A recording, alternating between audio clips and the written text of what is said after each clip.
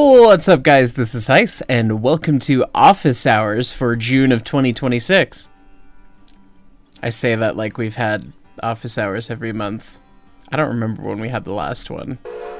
It's like, I should stream this weekend. And I was at the museum all day today, and we decided to do office hours. Yeah. Yeah, I was in a smoke box of Grand Southern number 20 all day. I filmed some of it, so that'll be coming out at some point. But yeah, it was very much a be folded like a pretzel and very dirty kind of day. So I had fun. And 20's front end is ready for her annual inspection. So yeah, good stuff. I didn't draw my green screen all the way because I didn't care, because it's very hot out, and I'd like the AC to filter down here. AC. We don't have AC. We have a Schwamp cooler. But anyways, yeah, we're going to be doing office hours today. So we're going to be answering all of your burning railroad questions of any variety. I do have a number of questions that were probably submitted a year ago at this point, that we can go through in a doc over on to the side here.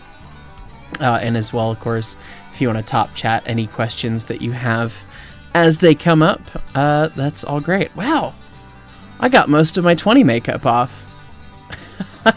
I was disgusting. I had like 6 or 7 guests at the museum be like, "Can I take your picture?" while I was like upside down with my feet pointed at the smoke box, trying to reach for one of the bolts in the baffle plates.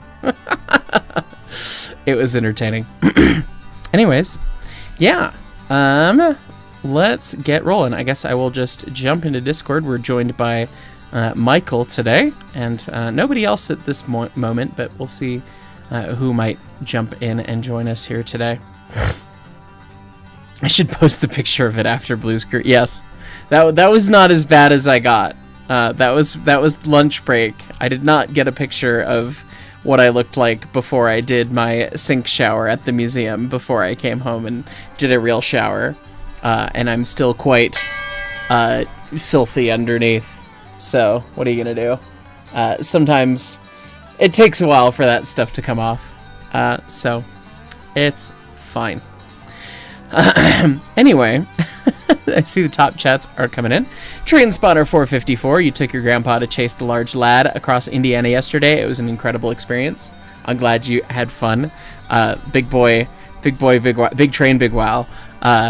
Yeah, the thing is so freaking cool to see. I'm so excited. Like, I haven't fully processed that I'm going to see the 2102 and the 4014 in the same day. Next weekend? Next weekend. Wow, time's fake. But I'm excited. I won't really realize it until I'm on a plane to Pennsylvania. Well, plane to, God help us, New Jersey. Anyway. Yeah, I'll realize it then. There's so much cat hair on this keyboard. Good Christ. Need to clean that up. Anyway, I'm glad you had fun. I'm excited to see it myself. Every time, you kind of get used to like, oh, it's the big boy, and then you see it running again, and you're like, oh yeah, big train. Lizard. Anyway, Jordan Freeman 166, conductor 39 months. Does Leighton's glasses have transition lenses? I think so. They seem to appear to be sunglasses when he is outside. I don't know. I do not pay attention to the exact optical choices that my friends make. So, I don't know what to tell you specifically, but thank you for being a conductor for 39 months. Matt the Outcast. Good evening, Birdman. There's video of Pierre Marquette 1225's bell in the most blunderbuss mode I've ever seen. Sent in DMs, and I swear it's not Rickroll. Okay. We'll watch it. If it's a Rickroll, it's never gonna happen again. All right, let's see what do we got here.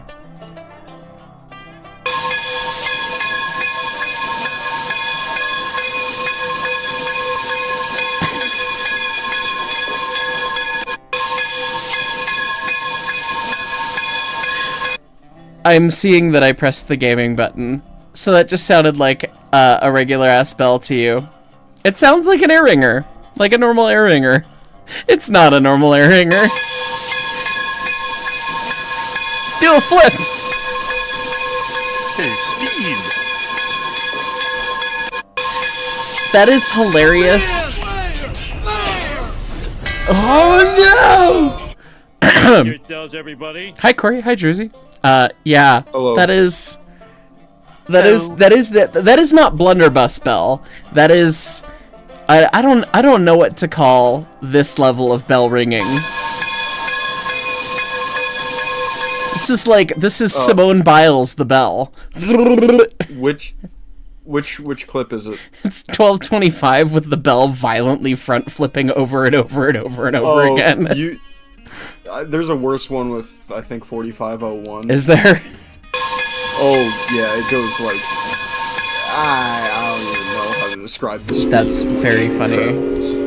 And that's a persistent issue. Apparently, they're having an issue with its bell 2 weeks ago. Just turn it down. Shrug. I don't know. Ours have adjustment in the little needle valve to make it not do that. And we have anti-rollover bars. That's why when you look at a Rio Grande bell, it's got that extra bits of metal. It's to prevent that sort of thing. Because again, one unnamed friend of mine caused a regular bell to do the backflip enough times that the bell got loose and the nut fell off, and then he unseated it from the taper on the high fill at the Georgetown Loop, and then had to go get the bell. Like it went flew down the mountain. Yeah, so don't do that. That's hilarious. Thank you for sharing. But yes, that is not. It is a fun hike, and that's not blunderbuss mode. Blunderbuss mode is when the bell is like stuck, aimed straight forward or straight back. That's blunderbuss mode because it looks like a blunderbuss. It's gonna shoot the sand dome. So, yeah. Anyway, but yes, that was very good. Chainbreaker 5063, engineer 21 months. Happy blackjack. 21 time is fake. Question, if 491 doesn't superheat at the museum, why not remove the superheaters, or is that too much hassle? Color you curious. That would be quite the modification to make happen. Obviously, it's possible. Stares we took the nuts off our K27. I was gonna say, stares vaguely at Michigander. Well, technically not us, but... Right, yeah. It's certainly possible, but it's like... That discredits what the artifact is in terms of museum and historical preservation, and if we were to ever actually do anything with it someday down the road, it would be kind of unfortunate. The superheaters being in there, like, the biggest difference that it makes, so long as they're in happy, good condition, which we've had to replace units before, which, because they're old and they broke. We hydrate all the units initially and they were all fine, but they wear and they get hit with cinders and they break. So we've replaced at least one unit, which is, not great, not terrible. But the only real difference otherwise is like, okay, when you're done with it for the season, make sure you blow it out really good because you got more pipe. But that's airing. It's the same procedure of airing up the boiler and running the engine. So there's not really that big of a hassle to have them. So, yeah, good question though. Sorry, you were gonna say, Michigander? Yeah, the only reason Knots took the ones off 64 was we only had like half of them left, and the tube sheets needed to go. So they made the decision to just put in new tube sheets and not try to find the rest of them. Fair enough. Or get new units because made. When you have parts, and you have half of it that made it to California and half of it that's still in Durango, that's not a fun job to put it back together. Correct. That makes sense. Let's see. Oh, lordy. The top chats have arrived. Thank you, everyone. Goodness. 11 Bravo Crunchy 22. Can you do a video about lunar signals? You live near a CN mainline and it has lunar signals on the signal posts. You don't understand what they're for. It's kind of railroad specific. Lunar signals can be, they can be utilized for a lot of things given a normal schema. Usually some kind of non-vital indication for example, hey, the crossing is active. Like, you're good. The gates are down. You can see that from a long distance away. The only lunar signal I have operated with was at the Durango and Silverton. They have a lunar signal for when you're crossing that big 45-degree intersection that's got all, like, it's like a 5-way roadway intersection, and then the train just bisects it in half, which is redundant, but that's fine. That crossing has no flashers. It has no bell. It is an intersection, and the railroad preempts the intersection, which means it says, hey, intersection, fuck your life, you're gonna do what I tell you, which is basically what preempt is. And so it calls everything to stop. So it's like, okay, well, all the lights are now going to be red. It's going to be safe. We're going to go through, and that's great. And so that it's safe to go through and all the lights are red when the lunar signal is active, in that case. So usually they're used in that kind of application, but... Hi, Paul. I forgot I had that one set. That was entertaining. I didn't realize soundboards could be that long.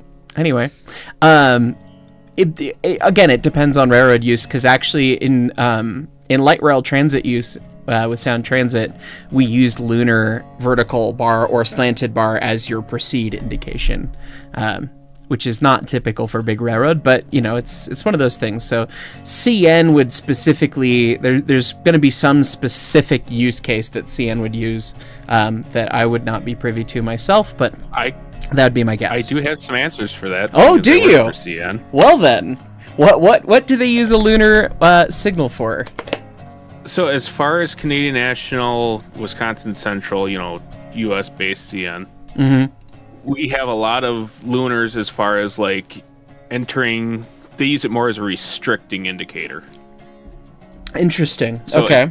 Instead of having like your flashing red, they'd give you a lunar. Interesting. And again, that is every railroad UP. Specific. So, that's UP as far as the Denver service unit. Interesting. So the reason why you might be wondering, like, well, if you could use a flashing red, why not do that?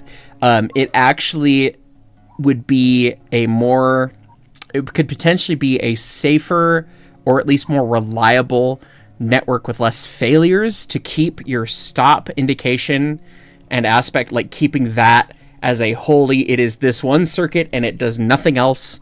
Do not make it flash. Do not tie in other relays. Like, stop is stop is stop. So if you want to have some other indication, like restricting like that, okay, then you could get the lunar instead of a flashing red. So you could have that argument. I mean, you're arguing over the last 2 percentage points. Hello. And then we also had when I worked for Canadian National in Neenah, we have a control point that's in the middle of a yard. Okay. Just an absolute mess of a interlocking, but so when it's lined yard to yard, it will always give you a lunar indication. Mm-hmm. But if it lines you out onto the main, you will get whatever signal the dispatcher gives you. Oh, interesting. Or whatever, That makes sense, because it's still kind of like a restricting then. Yeah. Yeah, they love it to treat it as a restricting as far as what I've dealt with. There you go. That is probably the actual use case then, because that's class 1 use cases. I didn't do signals at BN, so hopefully that answers your question. Lunar, as far as railroading goes, tends to be a restricting. That makes sense. As far as class 1s that I've dealt with and worked for, Oh, appreciate you. Barrage, God, Hades, do not move the microphone with your butt, please. Good kitty. Hit the mic, drink. He's been very helpful. Oh my God. He's doing a hardcore tuck right now. He likes to do this. Sometimes he just needs to bury his face in your elbow. Okay, well, I'm gonna attempt to answer questions while holding God's heaviest cat.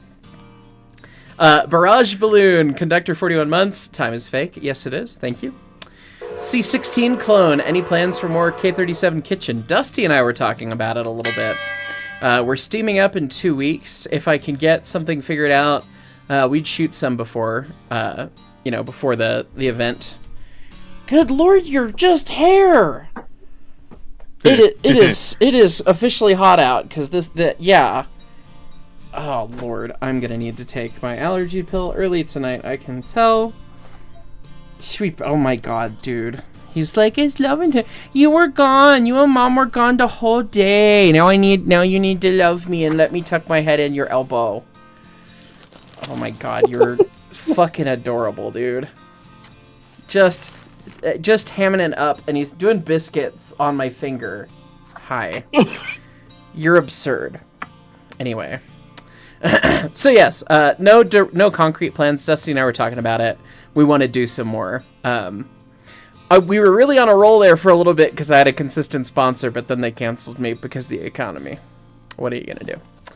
To be fair, I was not meeting their view count desires either. So, it was fair enough that they canceled me. But when you're getting an extra, 4-figure number per episode, it tends to make you want to do the episodes. So, anyway. Ethan Locke, this took multiple part 1. Multiple questions at $20 a piece. That's very kind of you, my friend. I will try and have a hand to scroll to part 2 in a second. Okay.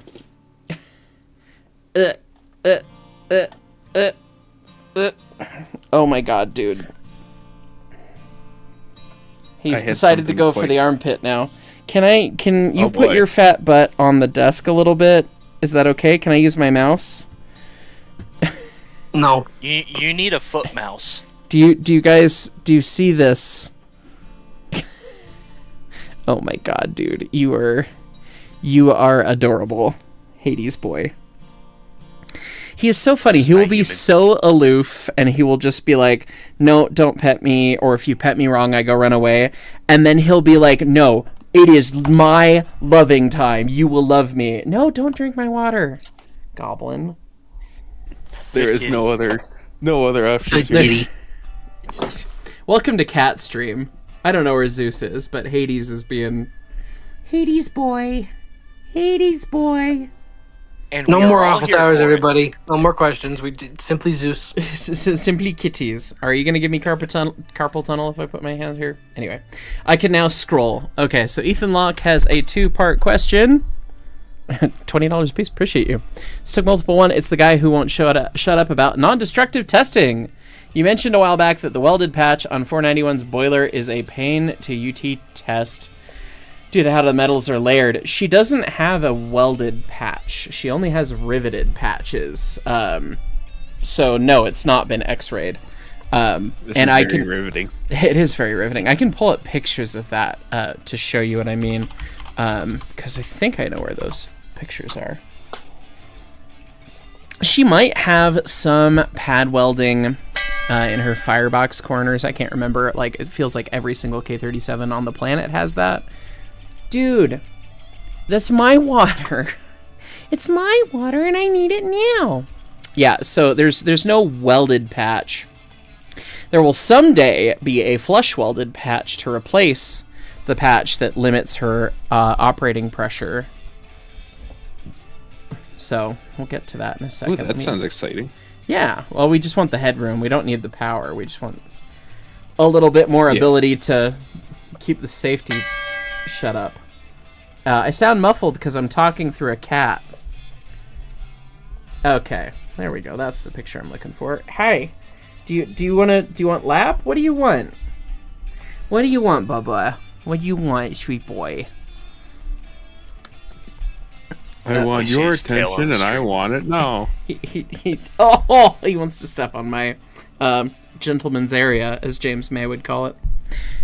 There we go. Okay. Cat is successfully in lap, in chair. I can use at least one hand while the other one pets the cat. Yeah. Okay, so specifically the spot that I believe you were talking about, because this is where the patches are. We don't need that, because this is not a model. So, 91, the first course is mild Swiss cheese. Yeah, so you have, this is the internal patch that is a pain in the ass to measure the thickness of, because you have the external rivet seam right here, you know, and it looks the same. So it's an internal doubled sheet because it was starting to get thin on the exterior. And so they they riveted in an internal belly patch. And so with the tubes in it, how do you measure that? Well, 12 years ago, or 10 or 11 years ago, Hyce hooks his boot on a brace and then goes spelunking down the side of the tube bundle, and I was able to UT test, like, in between those rivets right there on the interior sheet on both sides, and nowhere else. Oh my god. He has captured my hand. He does this. You are being so cute. I don't own my hand anymore. Hi, Bubba. Oh my god. It would be really cute if you would do that on camera. But you're too low. You're too... Oh, boy. Ruh-roh. Buddy, I need... Oh, okay. Are we done? What are we doing? It's the neediest cat. He'll do... If you pet his tummy, sometimes he'll then grab and, like, do biscuits on your hand and hold your hand, and then he'll lick at you. And then if you try and pull your hand away, he'll just reach and grab it. It's very cute. Let's see. You know, my cat tries to do that, but he's only got one front paw, so it's really funny. That is mildly funny. Hey, buddy. Aww. Are you not gonna? You're not gonna do the trick for stream? No. You're just gonna sit like a little people. I can confirm, both of his cats are very, very pettable. They're very good boys. Yeah. Oh, I know we just moved. I'm sorry. Okay. We're trying to answer questions. Anyways, so yeah, that's why that's hard to UT, and it's a riveted patch, so X-ray doesn't get you anything there. The other patches, these are the original boiler check inlets. There's one on each side from when the boiler was on a C41, because they went in at a different location, and they patched them over. And then this is the stop sign. This is the infamous patch that reduces her to 185 psi instead of 200. And it's an interesting discussion in terms of regulation, because this patch, per the modern code, reduces her to officially 186. We did 185 because easy, you know, whatever. And I think that was within the rating of the safety springs we have, I believe. I think that's the deal. But anyway, this patch, when the Rio Grandes applied it, they treated it as 3 separate seams. I'm gonna have to break out MS Paint for this. Wait, what? Yeah, we're gonna. Oh, Bubba, I think I know how that. Bubba, can I have both of my hands? Can you go sit on your tree? People donated good money for you to have a cat tree. I still need to get a webcam up there. I'm sorry, guys. I will get there. Okay. Can I have both my hands? I love you. That was plenty of stream derailing. Cute little boy. Okay, let's pull up MS Paint for a good old boiler explanation. Okay, this is some learning time. So this is the joy of early patches and stuff, and you can see this all over this. Actually, if you look at like this patch, do you see how it is mostly circular? It is mostly circular because they had to reuse an old rivet hole. There was already a hole for a bracket or something, or the old check valve or something like that, in order to cover this. So they couldn't just do a totally circular patch of the size they wanted. They had to kind of bump out the one piece such that they could fill that hole with a rivet, because welding on pressure vessels was not a thing when these patches were applied in 1928. At least not safely. Anyway, so you kind of almost have a circle. So you have this kind of weird shaped thing, right? And so you get the same situation in other places, and you get the same situation with the stop sign. So if you look, we have the engineering drawing for the stop sign somewhere and the math for it in 491's files. There's a couple rivets that don't quite make a ton of sense, and it was them plugging holes. But there is a crack in the interior boiler sheet that is like a 1/4 inch long. It's itty bitty in there. They applied this patch to the locomotive in 1930, which means that she ran from 1930 to 1963 with this patch on it, running at 200 psi. Now, the modern code tells us that we can't do that. And I think it's very smart why, but this makes you want to put on your engineer hat and your regulator hat and your protect everyone from dipshits hat, for lack of a better term. So when you calculate patches, riveted patches, the name of the game is seam efficiency. Think of a seam like a seam in your pants. Rivets. Ducky Martinez from the Cumbres and Toltec is famous for having said that a boiler is just a giant steel pair of pants. And that's pretty accurate. The seams are the rivets. That's your stitches in your pants, right?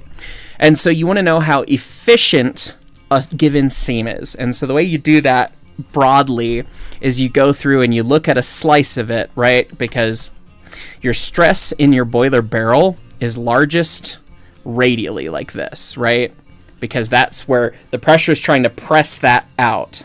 And so that is PR over T, pressure times radius over thickness in this direction. Sorry, Mom, I know we're doing math. And then it's in this direction, it's PR over 2T. So you don't really care about the longitudinal stress as your first check. The big one to check is everything circumferentially, right? And so you want to take slices that are perpendicular to that because you're trying to think of how much material do I have that is holding against that stress. And so you go through and you take the slice of this patch.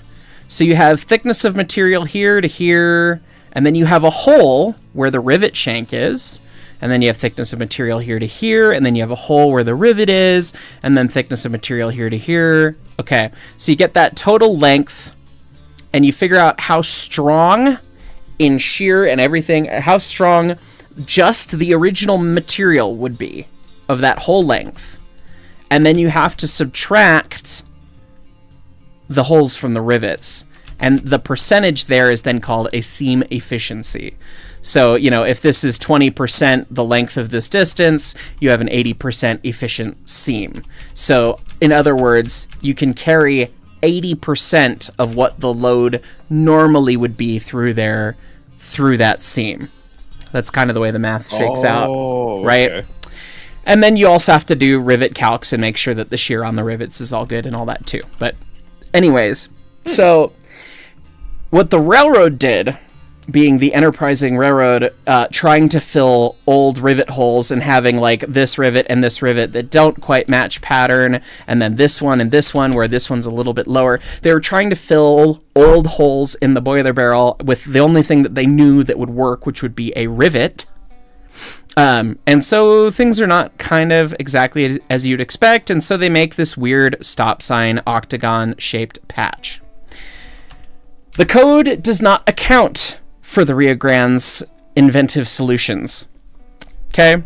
What the Rio Grande did and the math, and I've run the math and it makes sense to me, and I get it, right? So rather than going, hey, you can have a longitudinal seam in the boiler where the course meets itself. You can have the other kind of seam, transverse seam. I don't remember. It's been a long day. Anyways, you can have a vertical seam, right, that goes circumferentially around the boiler. The railroad decided to calculate, hey, this chunk is our longitudinal seam. This chunk is a diagonal seam. They did the math and the trig to do the math for that. And then this is a horizontal seam, or a vertical seam, right? And so you can see, we spaced these rivets like it's a vertical seam that's going to go all the way around the boiler, right? And then these ones are more spaced out because they did the math for the diagonal. And then these ones are again spaced like it's a horizontal or longitudinal seam, right? And so to them, they did all those efficiencies using the calculations in the trig and everything there, and it works with a safety factor of 4 at 200. However, modern law. We have the modern boiler code. The modern boiler code has some equations generically for, I don't know, a square patch and a round patch. And it may be a couple of... They might even have a diamond patch like this as an option. They have dedicated equations in the boiler code for those things, which is great. We love that. They do not have a standard equation for the fucking stop sign that the Rio Grande came up with. Some genius boilermaker in 1930 in Alamosa, presumably. And so you have to use the standard patch, like, hey, for everyone else, use this equation. And it's more conservative because it is a general equation that is trying to approximate a lot of weird potential geometries, like the stop sign, right? And what that equation basically tells you to do is that you have to treat everything within the calked area. So where the seam is calked over, right? Where you've got the two pieces of metal disparate, the edge, the border of that stop sign. Okay, you have to calculate it as one set of seams, right? So you've got this efficiency, this one, you know, wherever you go. And, no, we have to, oh no, there was supposed to be an earth-shattering kaboom. Anyways, I undid too far. That's my bad. Anyway, when you get to this guy, you can see rivet pitch, the average, like the spacing between rivets is called pitch. That is key. And so when you go, okay, we've got good spacing there, that's a good efficiency. We've got good spacing there, that's good efficiency. And then you get here and you go, oh shit, those are really close together. Those two rivets that the Rio Grande was treating as a circumferential seam instead of a longitudinal seam means that they're too close together and it throws all the math off. So you have a worse seam efficiency there, and that's what knocks it down to 186. Long story long. Oh, and these aren't rivets; they're actually patch bolts, which, lazy Rio Grande. They wanted to apply the patch from the outside without bucking the rivets, so these are actually threaded into the boiler barrel, which is legal and allowed. But work? Yeah, it's a neat thing, isn't it? It's kind of like a rivet, but it's also kind of like a bolt. Patch bolts, they're neat. So you just heat up the head to make that work? And then peen it over, I would assume. Yeah, but it threads into the first sheet, and then you whack it to death with the rivet set up on the outside. That sounds like some shit I would do. Yep, exactly. Why pull the tubes? They just put them in 2 years prior in 1928, so, like, why the hell would you deal with... You've got a cracked boiler all of a sudden. This is how you patch it from just the outside versus the other ones that are all actual true rivet patches. Long story. That's why it's that shape, Mark.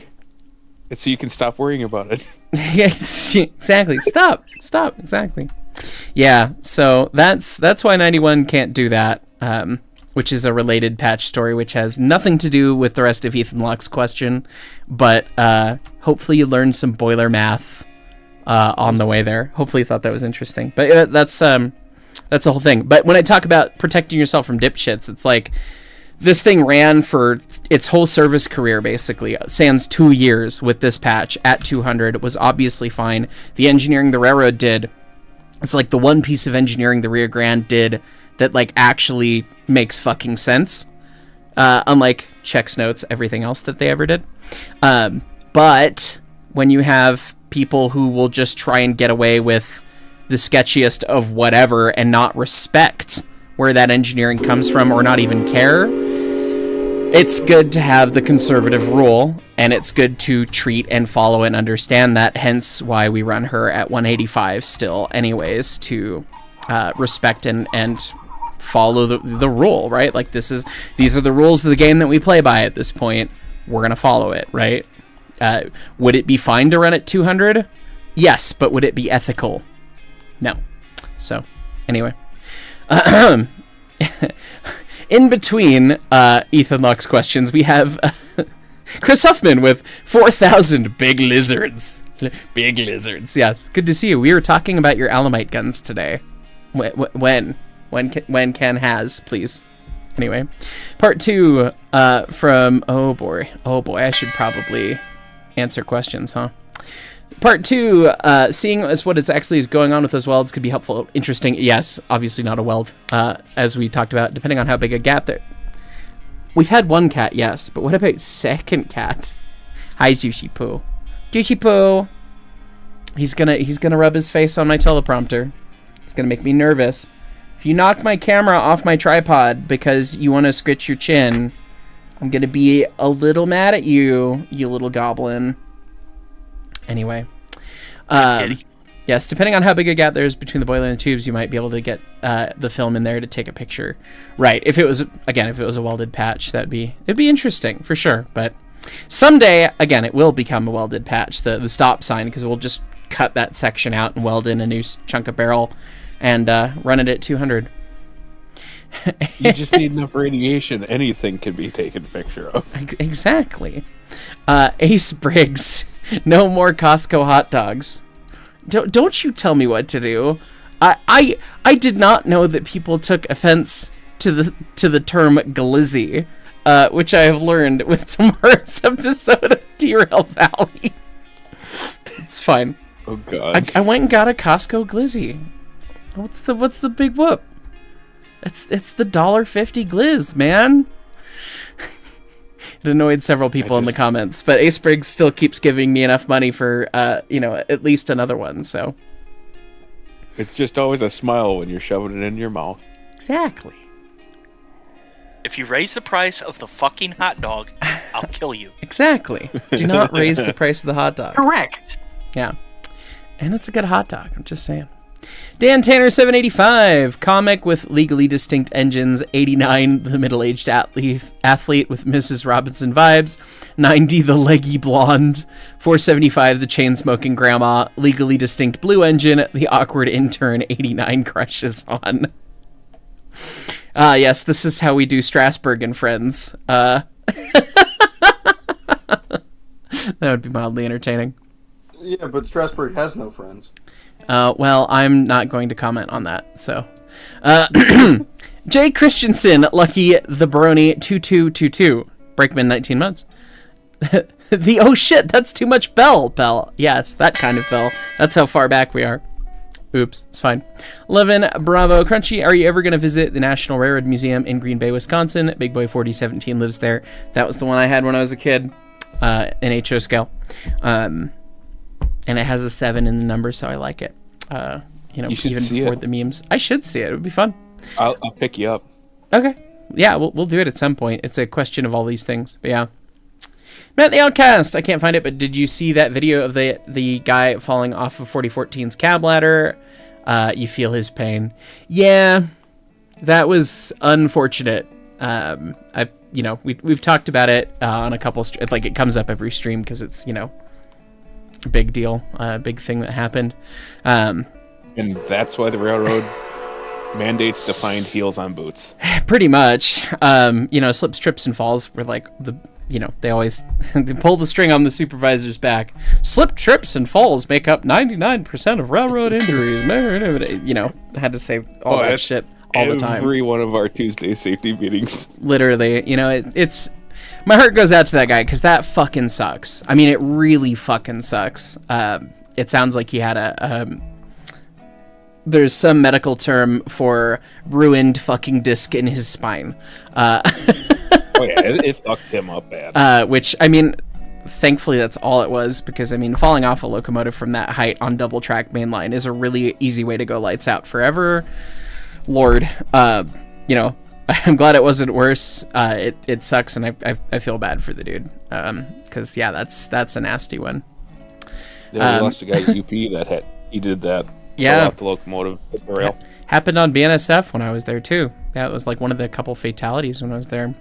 It's terrible. It's one of those ones where people keep asking me about it. Like every stream it comes up, and obviously I have a perspective on it as I was a railroad safety person at in my time, doing all the stuff and briefings and all that fun.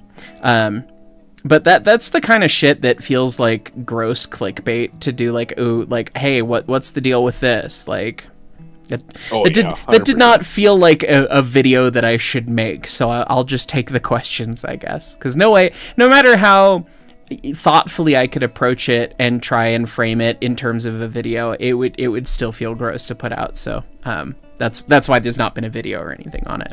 I don't want to be, trying to profit off of someone else's unfortunate day. However, I will happily talk about Big Boy smoking another drone. Thank God. I gotta start adding him to the cab. Did you see that somebody made a Photoshop of it's got a bunch of kill marks of drones on it?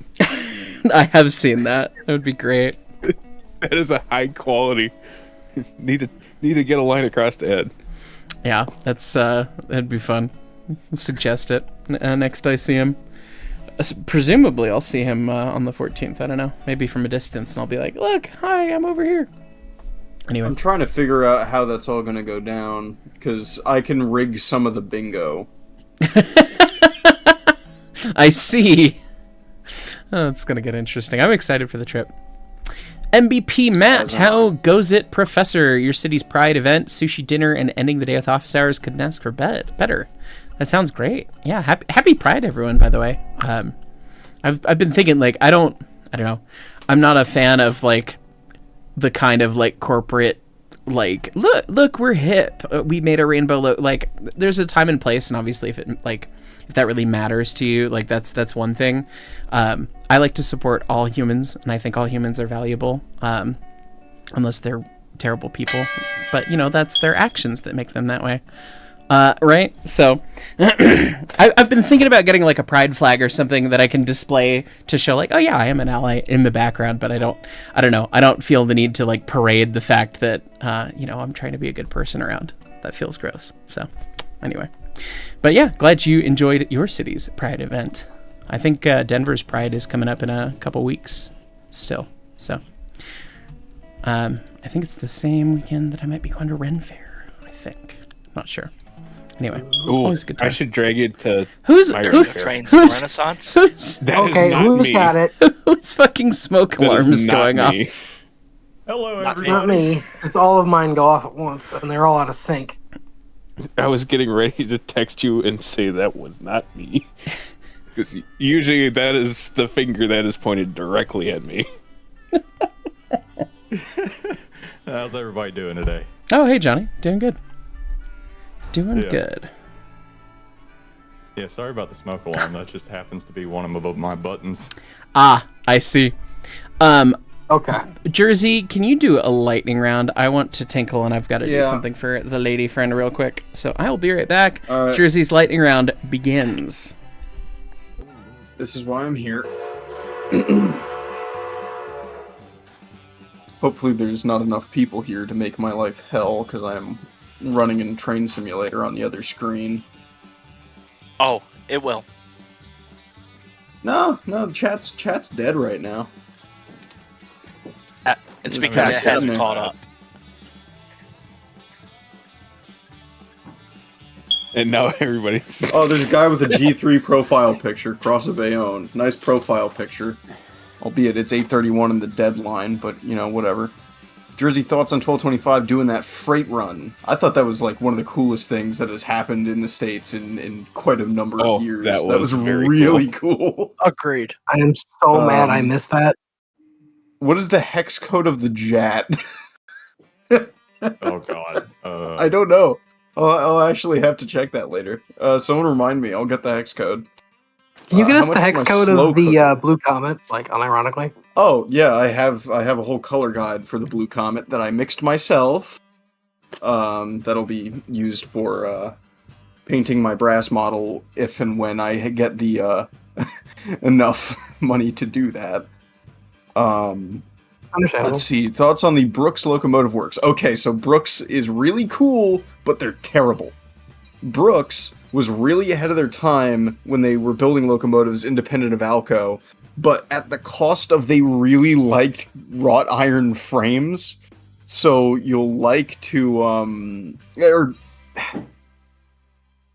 you'll have that. They really liked using wrought iron frames, and so when you find a Brooks engine in the modern day, almost all of them behind the cylinder saddle have this giant crack that is either welded up or whatever the hell. And so, Brooks, very cool, terrible. 60 as someone who right there. as someone Favorite wheel who's, arrangement, 462 Pacific. Hold on, real quick. I'm going to lightning round the rest of it because Mark's back. Yes. Thoughts on the Georgetown Loop Railroad 1111 or 111 and 40, and they're both neat. I've seen them. Clara Story around top C&J coaches. Clara Story. Thoughts on if Big Boy will pull a 2-mile long train? Probably not. Favorite ET and WNC narrow or standard gauge engine? Number 9. Blue Comet Color Guide. Yes, I will post it later. Thoughts on the most unhinged Baldwin creation?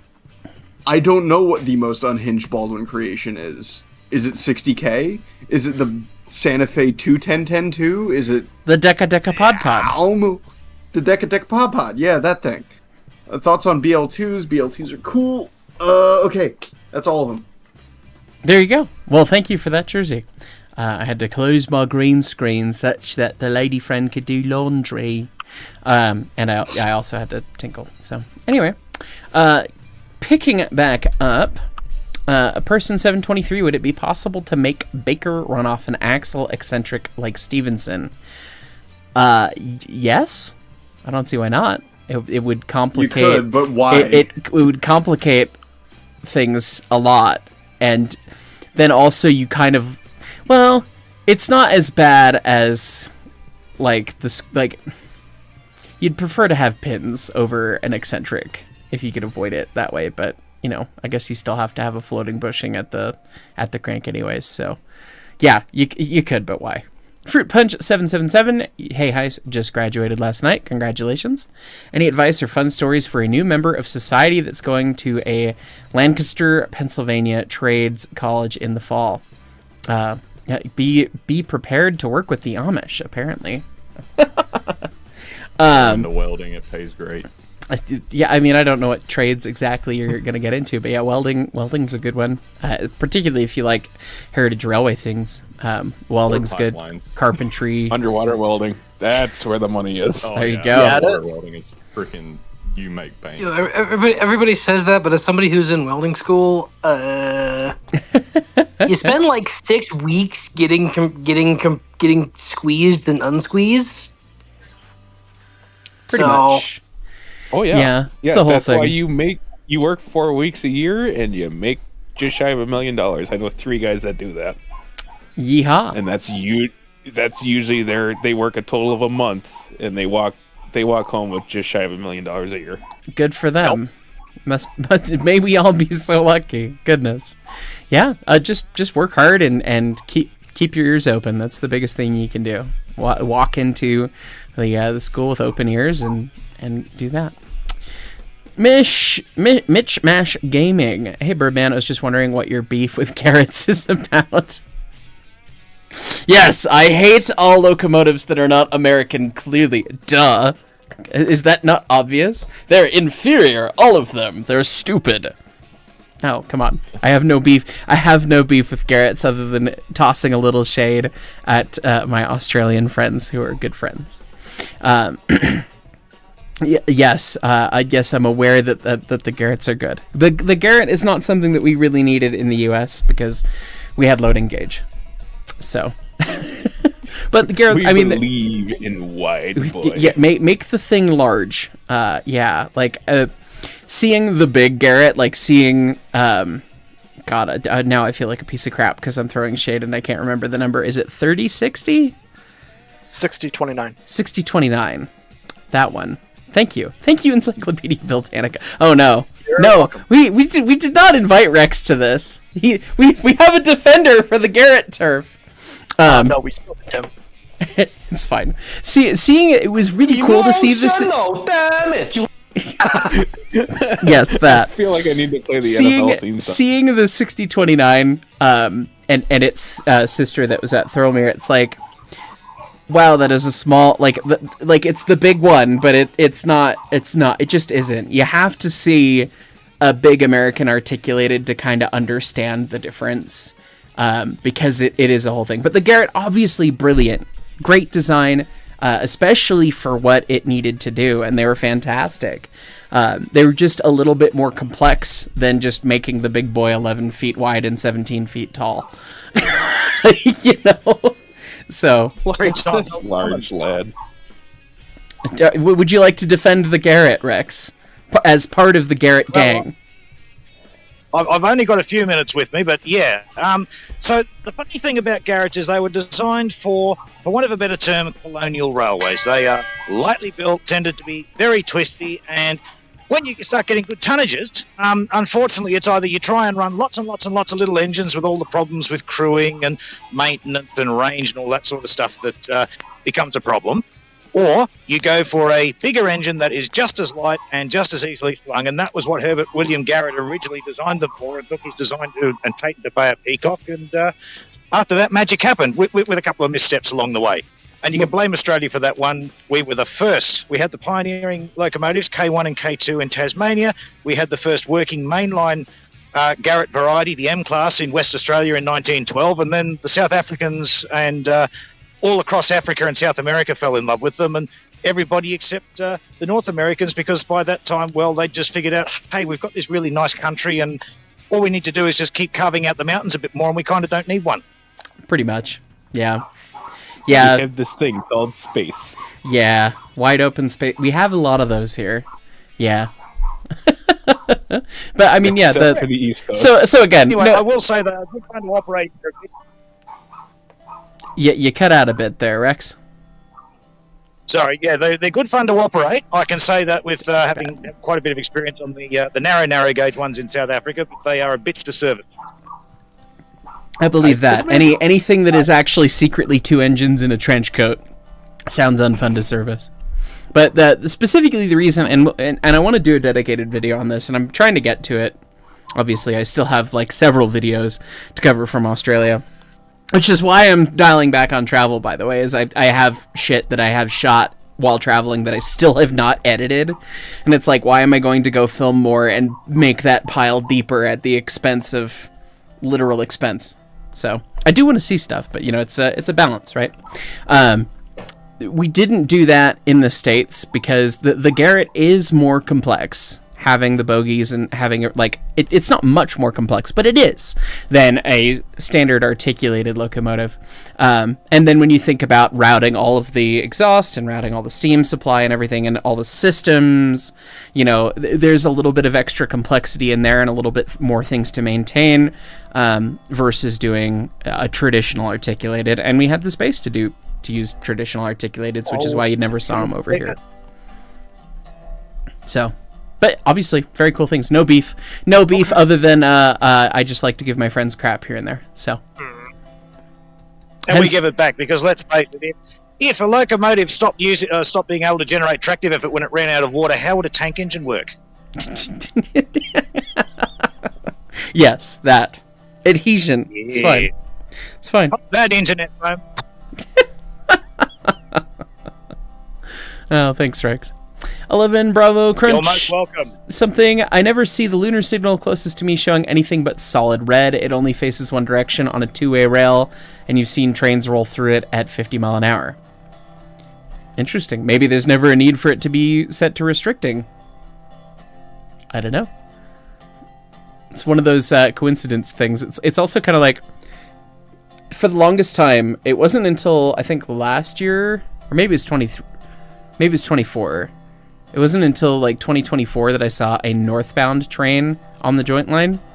Always southbound, always BNSF. I was there.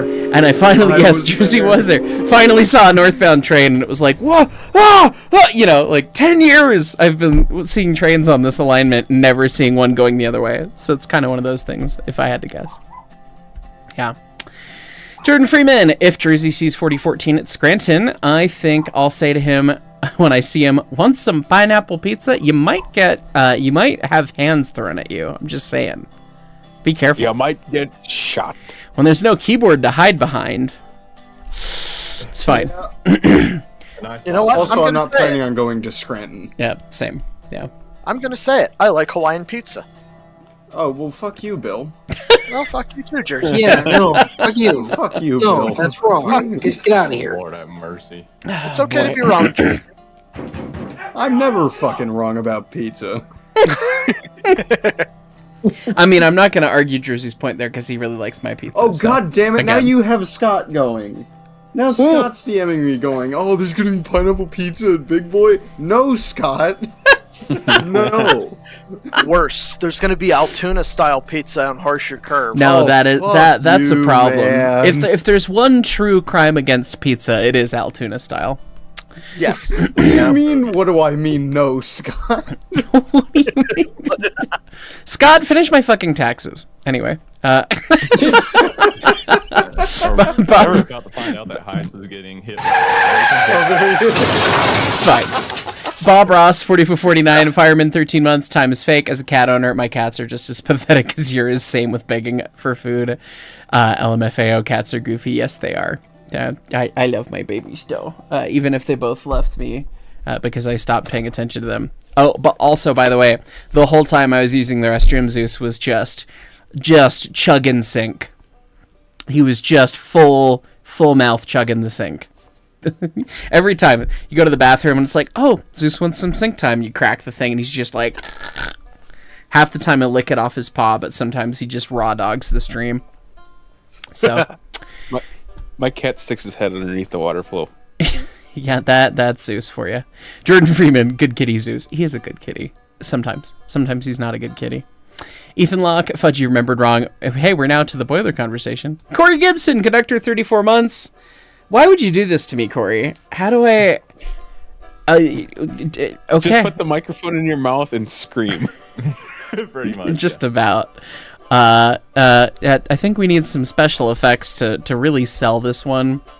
We gotta work this one up a little bit. We're just gonna do the stuff.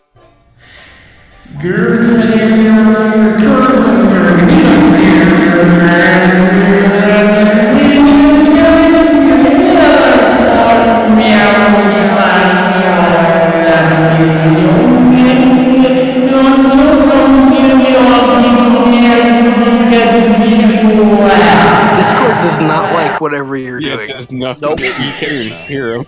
So there's no I can't pizza? even hear him. Yeah, no, Scott. There's no fucking pizza. Stream probably heard that. Well, Here's a better way of Brett. doing it, Hyce. It's literally just this. There you go. Yep, that one. So, sorry, everyone, for your ears. Sorry, Brett. That's what Corey asked me to say, so I said it in the only way that I know how. Danford Master 98, conductor, 2 months. 2 months, yay. Went to a music store with your dad and did silly jams today. Always a good time. I'm glad you did that. Knapford Master 98, again, good lord, that wind cover. Here's $5 for a lint roller. Yeah, thank you. For people who know the SM7,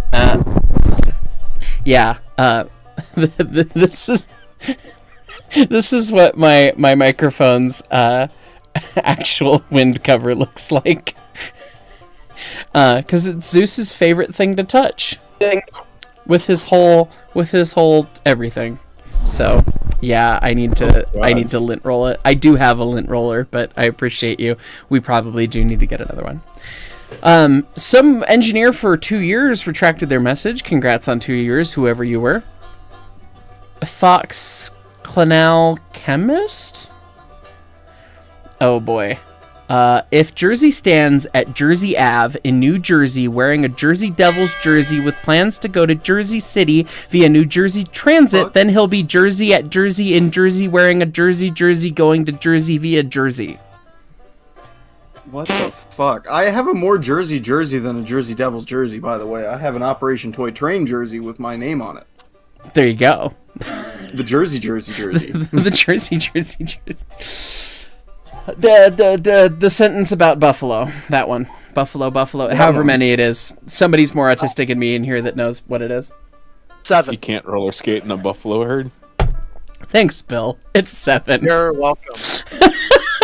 Of course it's 7. Why is it always 7? Highball Machine Works, Bumpy Ride, equal Geotracks, changed my mind.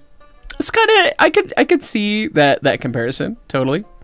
Colorado kid, Glizzard. Yes. Is that a lizard in a hot dog bun? Yeah. Since you asked for it. Yes. Oh god, that one of my presumably. nose. Oh god, I took Don't- a swing right as you did that. Don't do that. Andrew Oh, Lucia. Bill's wrong. It's 8. Oh, Well, Why did I just hear Cantina music for like a half second? same. Anyway, Andrew Lucia, provided the known issues can be addressed and/or a new alloy that is cheaper and easier to work is discovered. Thoughts on using titanium for locomotives, boiler barrel frames, driver centers, etc. Why? You could. Again, it would be very expensive. Because everybody wants your shavings to just catch on fire as you're working on it. Like steel works fine. well, and the thing is that like Alcoa did aluminum rods on a 282 as well as an I1 Decapod. Didn't work. I mean, granted, your bearing surfaces were still bronze and with steel liners, or Right. steel with bronze liners. But the issue with titanium is that it wants to flex. It doesn't have as much plasticity as steel does. So you end up where Cube. the springiness goes away real quickly, and you Which end up is- with all sorts of stress fractures. Yeah, It not hardens really quick. just like raw strength of material is not the be all end all for materials in Exactly. anything. That was a Especially problem. for cyclic loading. Exactly. That was a big problem for a long time with boiler tubes. For a long time, you would have people say like, "Oh, the modern tubes that you get from China or wherever are just junk because they made them stronger." But wait, they're stronger. Why are they junk? Because they would split and they would have issues when you heat cycled them and everything because they couldn't flex to the situation. They couldn't do the job that they needed to do because they were too strong and too rigid. Like it's a balance of that. That's what engineering is. It's not much like it is not Railroader where you pick the largest locomotive and go, yes, that one, aim it at the hill. There is nothing else to consider in the calculation except for maybe driver size. It is not go big. There's nuance to all these things. So, yeah. When it comes to materials, generally the harder and stronger something is, the more brittle it is. Yeah, generally, and rigid and all these things. Yeah. Across the Bayon, 82 years ago, freedom prevailed. Oh shit, it is that day, huh? How about that? I'm embarrassed to say that it took me a minute to do the mental calculus and be like, oh fuck, duh, June 6th. Oops. It's fine. It's been a long day. Sidebar. Fucking wild. I talked about it. If you're in the public and you haven't watched the video yet because it comes out tomorrow, but if you're a member and you watched the Deer Isle Valley video a little bit, I talked about brain drugs and the new brain drug. And is this what a normally functioning brain feels like? It's goddamn magical. I went to bed last night at like midnight-ish, a little bit after midnight. And I'm now on extended release Adderall. This is like the third day, kind of doing it and whatever. And it is amazing how like how I don't feel physically different whatsoever, but I can just like focus and my brain can be clear. I can have. I joke in the Deer Isle Valley episode, and I was mad that I didn't come up with the pun on the fly. Is that it's like PTC for your brain, aka positive brain control. Haha. Anyway, there are now signals at the entry to the brain yard, and the trains do not just rush in and crash into shit. They wait at the signals until you let them in. It's great. You've un-ESD'd your brain. It has un-ESD'd my positive thinking control. Yes, also that. It has been so ridiculous. I was talking with channel member Quark Qatar from Germany, we've shared a fair bit in our brain drug journeys together, and he was talking to me about additional things that American healthcare did not tell me about certain medications, but that's fine, whatever. We don't need to get into all that sort of fun. But anyway, he gave me some extra context of like things to pay attention to and look out for, and he's like, your quality of sleep will probably be better if this is like the right fit for you, and you will recover more easily, and you won't need like as much sleep and whatever, and you'll be more rested. And that has been the goddamn story today, because I went to bed at about midnight and I woke up just before 6 a.m, just like ready to rock. And I have been rocking all day, like just no issue. Like I have not been this well rested and like in a good space in like a decade. like no amount of sleep previously before this made me feel like, oh yeah, no, we're put together and ready like I have been today, and that was on 6 hours of sleep. It is like literally life-changing, night and day, amazing on my end, which I was not anticipating. I was anticipating a mild change, and it is a mild change, but the mild change is very significant, and I was not expecting that. So, yay brain drugs. Anyway. I don't know why I went down that tangent. It doesn't fix the ADHD entirely, but it helps a shit ton. Anyway. Allegedly. Jamie with the camera, fireman, 36 months. Congrats. Welcome to the new Lamp Club. Imagine a drone trophy room in Ed's office once the tour is done. I would hope so. That would be hilarious. Good. I think I have to talk to the local trophy guy. You might. Ostrich Orange Gaming. Hi, Hyce. How are the kitties? Hope your Saturday's well. I spent it disgusting in a smoke box pretty much the whole time. I filmed a fair amount of it, so that'll be a video at some point when I get to editing it. The kitties were both annoying as fuck earlier, but by annoying as fuck, I mean really cute. So that they're both doing well. You know, they needed their loving time because both mom and dad were gone. So, yeah, good to see you. Earnwolf99, small diameter long stroke cylinder, like a 25 by 34 with high boiler pressure, higher than 270 psi, or large diameter long stroke cylinder, 27 by 34 with lower pressure sub 260 psi for a superpower era freight engine. Which do I have to choose? Well, the strokes are the same, and we don't know wheel diameter. Thermodynamically, I have to go with pressure. You probably get more power out of 260 with the larger bore, if I had to guess. But for straight thermodynamic efficiency, higher pressure always better. So I guess I would pick the 270 psi engine. I assume I'm choosing between two real locomotives, but I don't know. I'd agree with that, because you look at a lot of stuff like nickel plate Berks, Zeno Kanaz, even stuff like 844.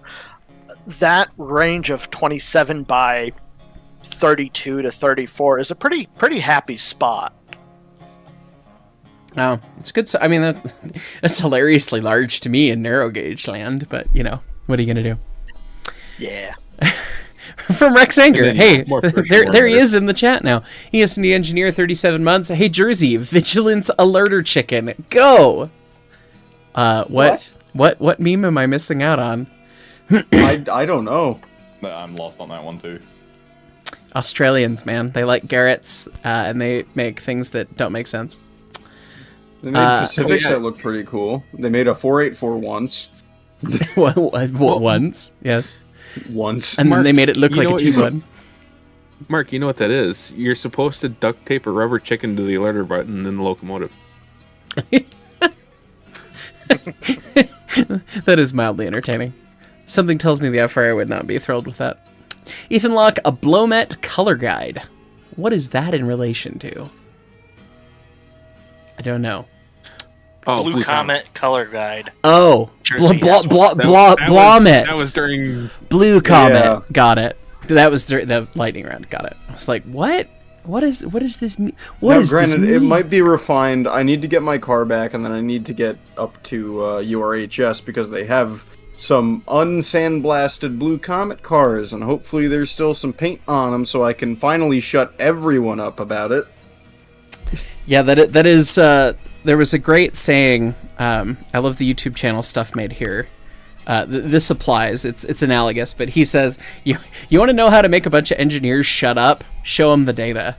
You want to know how to make a bunch of historians shut up? Show them the paint. Yeah.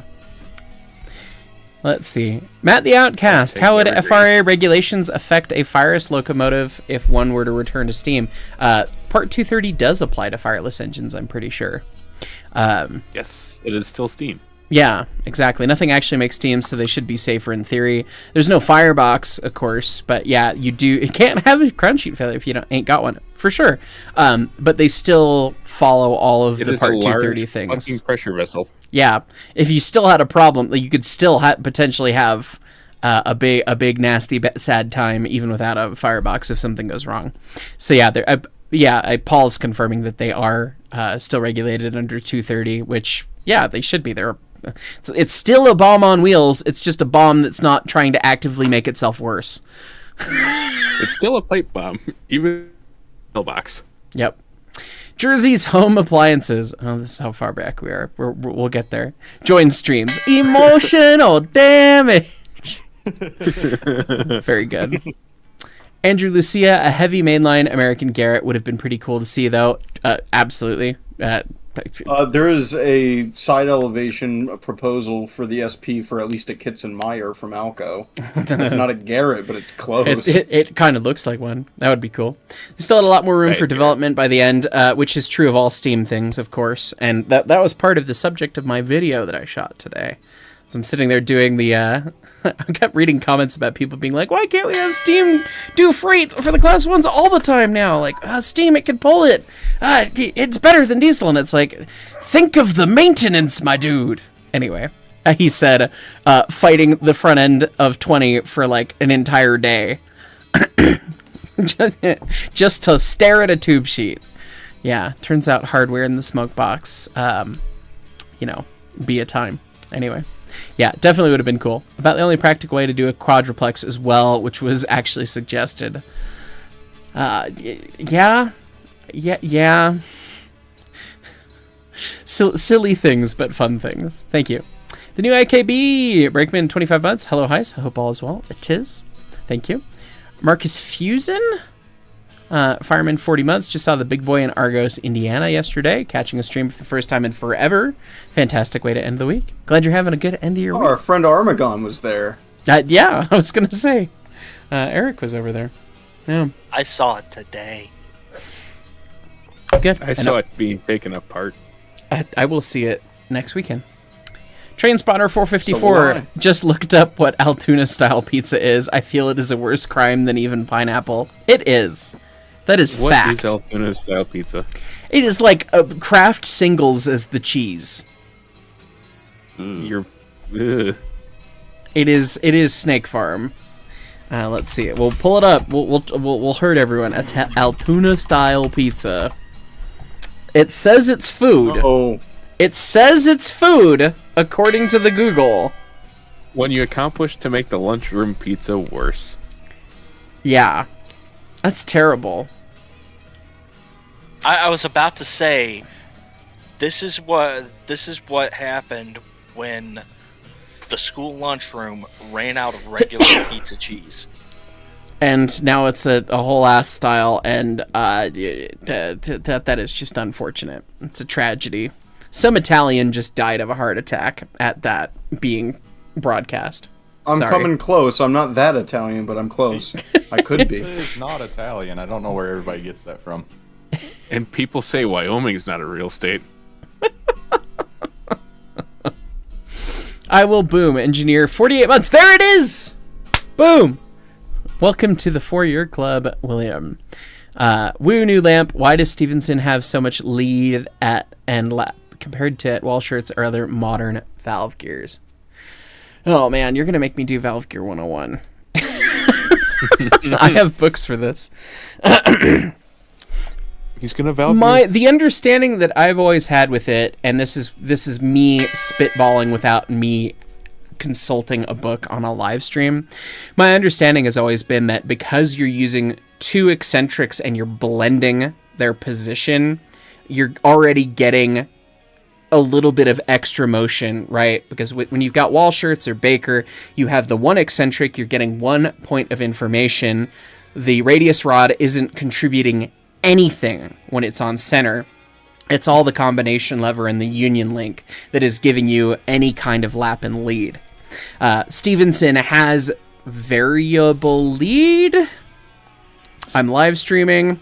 It's one of the two is variable. I think it's lead. I need to read a book, and I need to make that video one of these days. It's on the list. It's been on the list for 4 years. It's fine.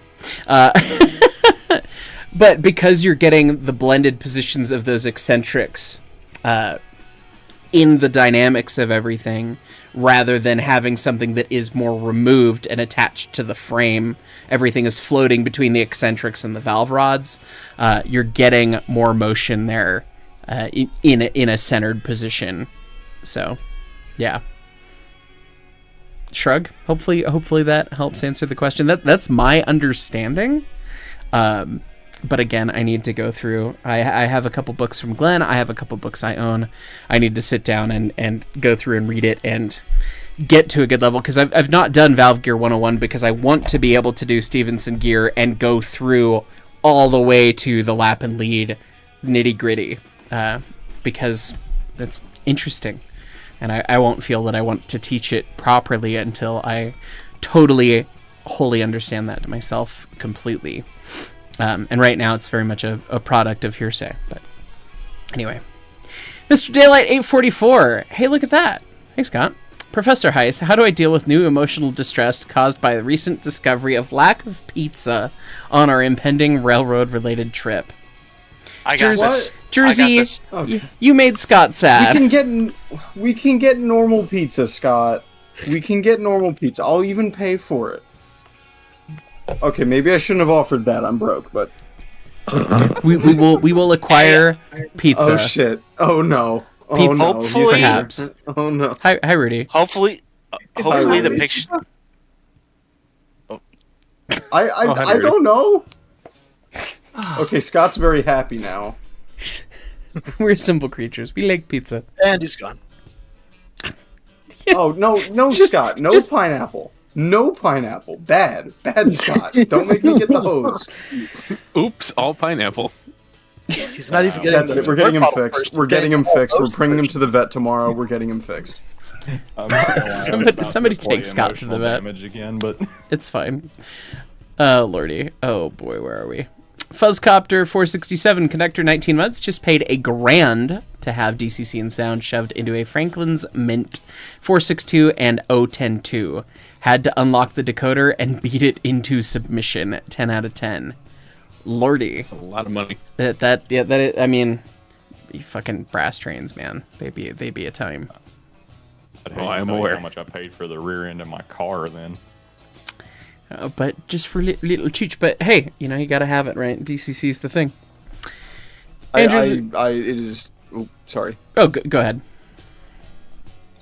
Brass models suck. I have a whole shelf of them off to the right, and I have 4 that aren't painted, and getting them painted and DCC'd so I could actually use them would cost me over $1,000 a piece. That tracks. I'm Yep. saving up to buy the new Grateful Mobile. I It's gonna think be I hilarious. have 4 or 5 SN3 engines that have DCC for when I get the layout going, which I want to start on probably after the trip. But yeah, I'm gonna have to get the rest of them DCC'd up. Thankfully I only have 2 locomotives that need to be painted. God help the poor bastard that takes apart 223. Yeah, it's fine. It's fine. We'll get there. Andrew Lucia, hence why I specified a new alloy being discovered that is easier to work with and has less of the disadvantages. I'm aware titanium has its problems, but it's legitimately being investigated for high-speed rail trains. Oh, well, in high-speed applications, then you're talking about a lot different force requirements, right? Like, that's a different thing. It's the game of they'd have to engineer it. I don't know. Doing a hypothetical, oh yes, there's a new alloy is kind of hard to say, like, okay, you would do the engineering with it. Like that's kind of the thing. But that makes sense. Like, obviously, if there was a titanium alloy that made sense, then sure. And for a high-speed application, that makes a little bit more sense than a conventional locomotive. The forces involved and everything that you run into, and like trying to maintain crashworthiness in terms of passenger equipment, you do need a fair amount of strength. So that could make sense. Oh yeah, I'm sure somebody's working on that. It's probably Siemens, probably Hitachi, Alstom. All those people are probably looking into that sort of stuff. Somebody's got to sell trains to general California. Material manufacturers. Yeah. Peter DeWeese, I think. Sorry. Casper, Wyoming is excited to hear we're getting the refinery engine from the Colorado Railroad Museum. It's going to be so nice to have that thing go home. It's a neat little engine. And obviously we enjoy having seen it at the museum for a long time, but it's not Colorado Railroad history. It's Wyoming Railroad history. It matters more in Casper than it does here. And I'm really happy that it's going to be going home. For those who don't know, Lulu Bell, Standard Oil number 1, the Casper refinery switcher that's been on display at the museum for eons, is going back home to Casper. And it's going to get displayed and cared for, and the folks up there will probably take better care of it than we will down here, because we've got a lot of mouths to feed, as it were. So it's an example of just in terms of justice, deaccessioning of a piece of equipment. I'm actually really thrilled that the museum made that choice. So that is quite cool. Yeah, and maybe they'll un Bob Richardson the water tank when it gets there. Oops, it wasn't cute enough, so they cut back the water tank that used to wrap around the smoke box and put it behind the smoke box. Oh well. God, no. Yes, I'm gonna pick you up from the vet. I presume I'm driving you there, and you know what? If you don't behave, maybe you will go up for adoption. Okay? We're adopting out Scott. It's fine. Oh. All right. You can be a lease unit, okay? We can lease Scott out. There's a lot of people who would pay good money to use Scott. How many horsepower hours is one Scott worth? I was just gonna say. If I borrow an ES44 from the BN and I use it for an hour, and then we already have a leaser. Rudy just DM'd me to get. Thank God, Rudy's gonna lease Scott. Good, and then we trade Scott back. Like how many horsepower is one Scott? So how many hours does Scott need to attempt to pull a train for the BNSF? Knowing that he has to make up 4,400 horsepower hours. Let's see. Well, what's the equivalent another of fun 050? fact from Rudy. He grandfathers in, so he doesn't need to be Tier 4 compliant. Oh, thank God. Well, yeah, Scott would be Tier 2. He's from his manufacture date, he would be Tier 2, I believe. Jackpot, I'm Tier 0. So as long as we keep the frijoles away from Scott, he will meet emissions. Hey, I mean, what the fuck sentence did I just say? I need to go put this in about WVC. I can't do it. I can't. Just look at what Scott has just sent me.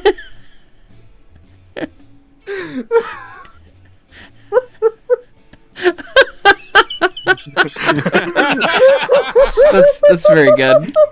It's very good. No. Another day in the mines. Okay, Brace Weeks. Hey, Brace. It's late over there in mainland and 2-foot gauge land. Good to see you, Brace. It's been a minute.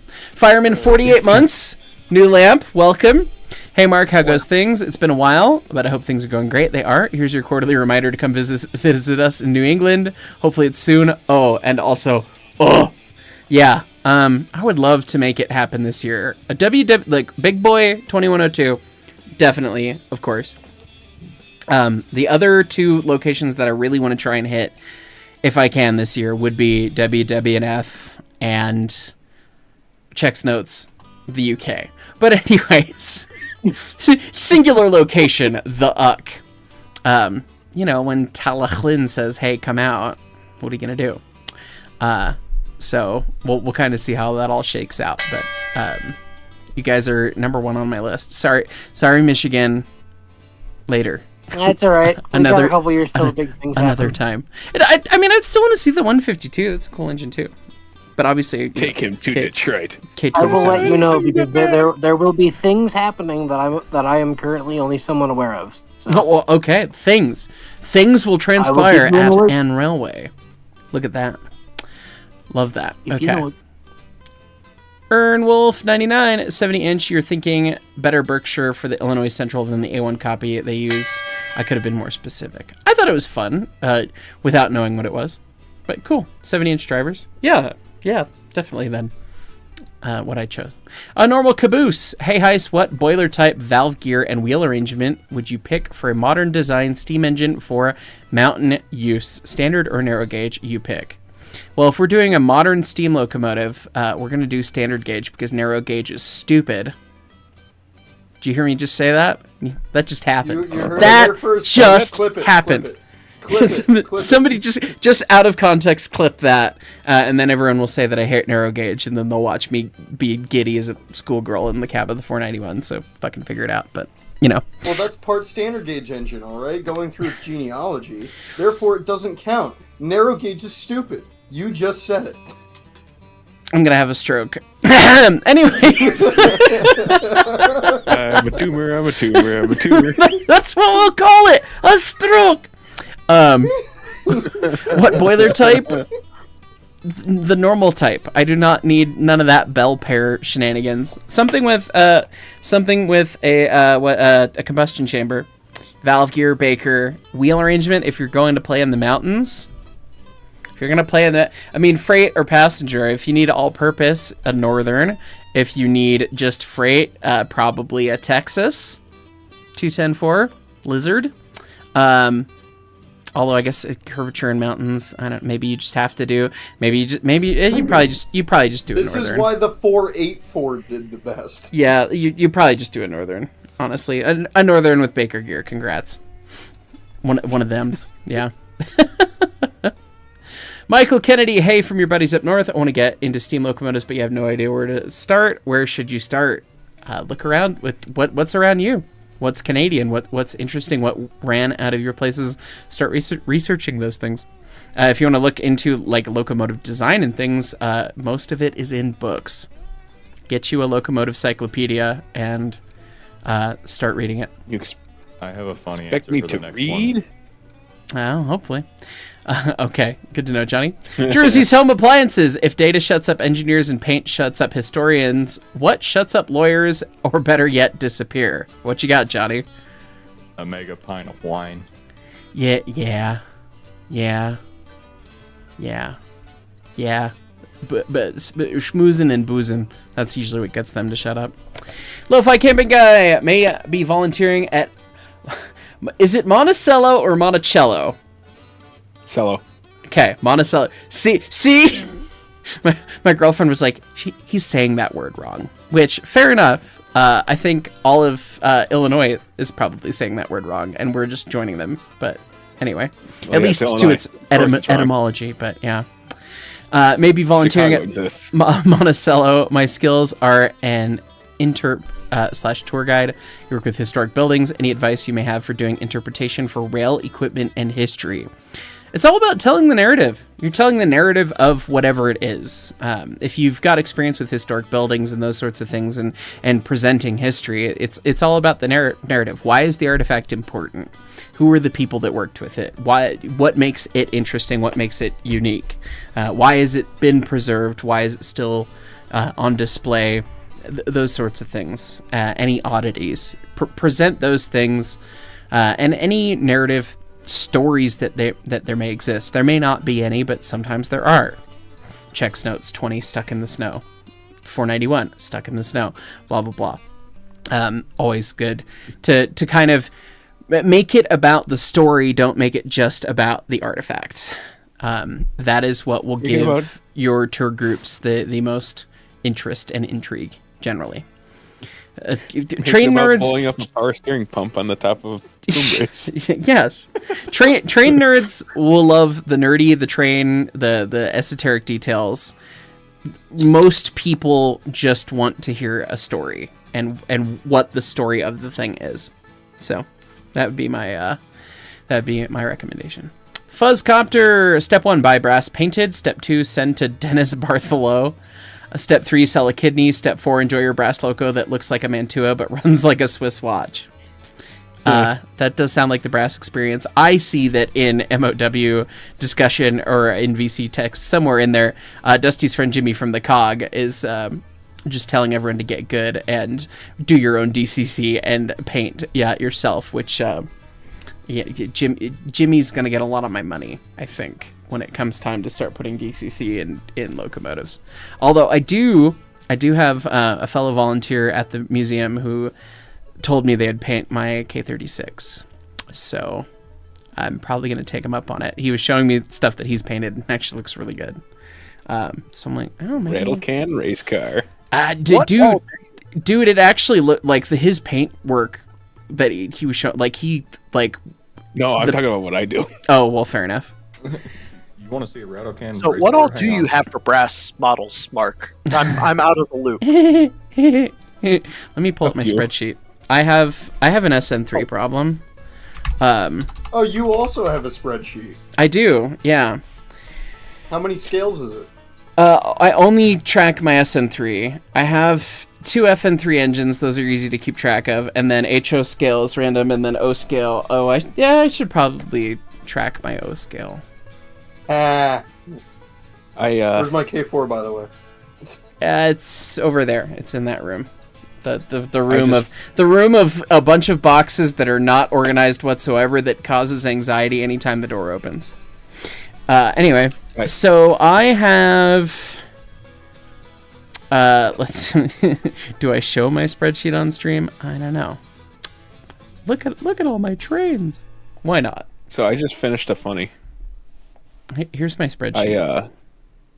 I had to do my audit to send for the insurance guy for my trains. I had to up my insurance by a lot. Ooh, that would do it. I am now insured for $750,000 for my fucking toy trains. Wow. Yeah, that sentence is only you can say. That many. Yeah, I do not have near that much. I've got so these are my engines. I guess I have. Good lord, I have 17 SN3 engines, or no? I guess that's including the rotary and the water car. Okay, so I have 15 SN3 engines. How the fuck did that happen? Got 346, of course, C19. I've got 2 K37s. One's 91, one's 93. I've got 2 36s. One's 82. One will be 84. That's the one that needs paint. 223, which is the C16, which also needs paint. 318, C18, that's painted. The K28, the rotary plow that fucking Midland bought me because he's ridiculous. Still don't even know what to say to that. It's an expensive and gorgeous model. A T12, the Davenport number 50, K27, some diesel locomotive. That's not brass. Somebody converted it from HO scale to SN3. I've got RGS Motor 2 as of this week. I bought it early this week because it was cheap at the train store and I didn't have a goose yet. Not that it's a goose. Of course, 20. And then the Uinta Railway 51 because I needed... Oh, fuck, I don't have... I have 16. I have 16 SN3 engines because I did not add one to my sheet. So let's do that real quick while we're here. I have 268. It's a C16. It's a PBL. It's a locomotive. It has DCC. It has sound. It is painted. Yeah, so what do I have that has DCC? 91 does, 82 does, 268 does. I don't know about the K28. It didn't have a box. K27 does, the diesel does. And then Uinta 51, assuming that Jimmy Booth has fixed it, will have DCC. The coder immediately smoked on it. As I said, notes being unfucked by Jimmy Booth. Yeah. Yeah, I'm liking those notes. I'm gonna add that into my list. Yeah, it's just to be just trying to keep track of active the about- all the little things. So That's going to be the new active maintenance status for not only my models but my actual equipment.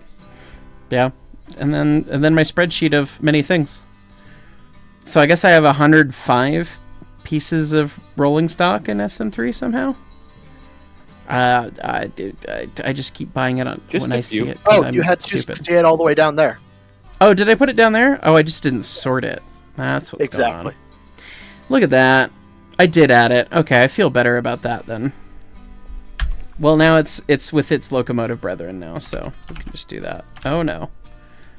Oh god. We tried to spreadsheet. It did not spreadsheet.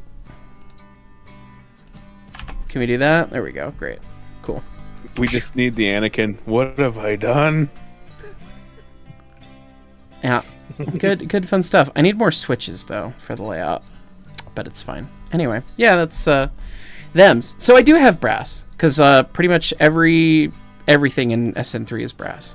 So, but PBLs run like beautifully perfect. So, yeah.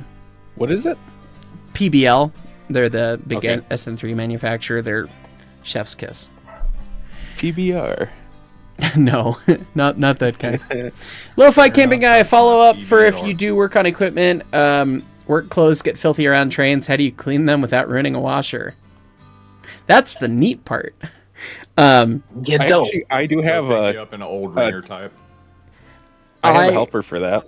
I always run a wash cycle, just a plain drum wash cycle after I run my railroad clothes through. But I would take any tips you have. You would have some, Paul, wouldn't you? So, one of my favorite things I do before I do anything, I make a mix. Like I have a separate like tote just for this. I fill it up with water, Dawn dish soap, and isopropyl. I will throw my crap in there. I will agitate vigorously with a baseball bat. And Does it then have to be a baseball bat? no, it's just funny. that way. Anything sticky. Speaking of baseball bat, is it a Louisville Slugger? Crowbar. Gordon Freeman.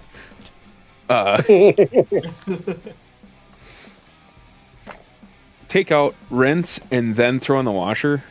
And 9 times out of 10, they come up fairly clean. There you go. Tip Like by everything I got is Yeah. all high vis, and it washes out pretty good. yeah. It's nice to know that you wash your high vis other than standing out in the fucking gale force wind rainstorm in Chicago, adjacent to Chicago, Union. Well, that was just a rinse cycle. I didn't have soap. Oh, fair enough. Lo-fi camping guy. Oh, that was the one. I need to heart things. Grateful Ed. Hey, there you are. Engineer 33 months. Beep boop bop. And you could have tormented everyone on stream one more time, and you didn't. I'm proud of you. It's I know. growth. Oh, it's gonna happen again. Good.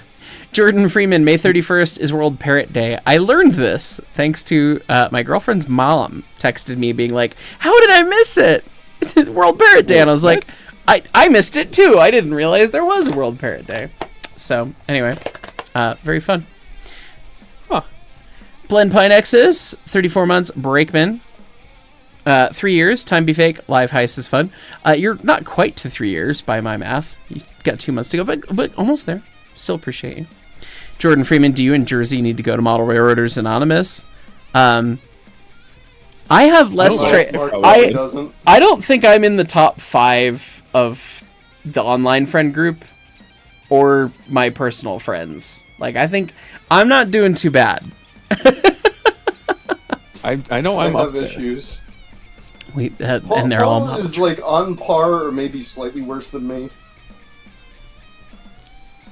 I've seen Hold on, Paul's this is a trends. question of: are we talking Well, about how model many- trains we own or model trains we're in charge of?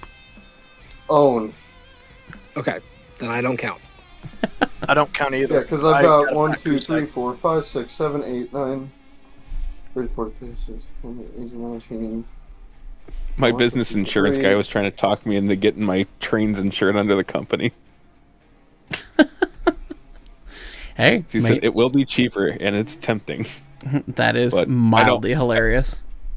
I don't want to list them as an asset in case anything ever happens. Right, yeah, you don't want your trains repoed if you go bankrupt, right? So, let's see. I don't think that's I think I'm sitting at 70 locomotives currently. Lord. I mean, technically, I'm in charge of, check the notes, 18 pallets of trains. Well, being in charge of is not ownership. Correct. I was gonna say, I mean, technically, I own lots and lots and lots and lots of trains. But then you guys buy them and then they leave our warehouse and then I don't own them anymore. Technically, I've purchased like 2,000 plus Accurail cars. Yeah. Which is hilarious. But anyway. Oh, for counting freight cars, I probably have 10,000. Good lord. I have buckets. This is a bucket. Dear God. It also contains a bucket. Dear God. No. Yes. So according to the current list, I just brought it up. I am at 7,000 O-scale freight cars. Holy shitballs. Holy mackerel. There's no way. You guys didn't see the rest of the collection that's in the container. Oh. Okay. But yeah, I have a 53-foot container that's full of toy trains. I forgot to mention that part. Casual. As you do. Absolutely based. Love. Absolutely based. And you gave me one. You sweet human. The BNSF switcher that has been in a lot of backdrops of videos was given to me by Paul. We have a new price for the fridge, by the way. Uh-oh. Yeah. Well, what is it? Currently, I'm in negotiations with Goose, but you know how my 774 shit the bed, my Camelback, my O-scale one. There's a way better one on eBay right now. Okay, let the bidding begin. Don't do that. Don't do that. No, Goose wants my one of one Hudson. So. Fair enough. Fuzzcopter been building an Allen Models Mogul in SolidWorks, I assume, over the last couple of years. Redesigned it to be fully CNC, have deep groove ball bearing rods, oil-lite, oil-infused brass bearings, plus shoulder bolts. Yeah, I'm single. How can you tell? well, you're having fun, and I love that for you. You're fulfilling yourself with fun engineering train challenges, and I can respect that. Matt the Outcast, there's a Swiss locomotive with split axles that can automatically change the gauge of the engine. Sent video in DMs. It's funky as hell. It's electric. I've seen this before. I've seen this exact video clip before. It's really fun watching the Talgo video. We're trusting Matt the Outcast again. It's getting crazy. But yeah, because the French gauge. The opportunity to rickroll you right now. They already did last stream, and I was quite violated. But yeah, it do the do, and you yoink. It's very satisfying. It is. From meter gauge to standard gauge. It is also very satisfying the sound it makes when it runs through the building. It's very rhythmic. Yeah. Let's see. Zachariah McLaughlin, fireman, 41 months. Hey, yeah, you. Yeah, paint my K36. Anyway, my least favorite thing is cleaning my railroad clothes. Yeah. Yeah. I knew that Natalie had to do laundry, so I did not start doing laundry the second I got home today from the museum. I will do it later and pray that I don't hurt the washer. You're telling me McLaughlin paints trains? Uh-huh. Brass trains? Uh-huh. I don't know if I'm giving away too many secrets, but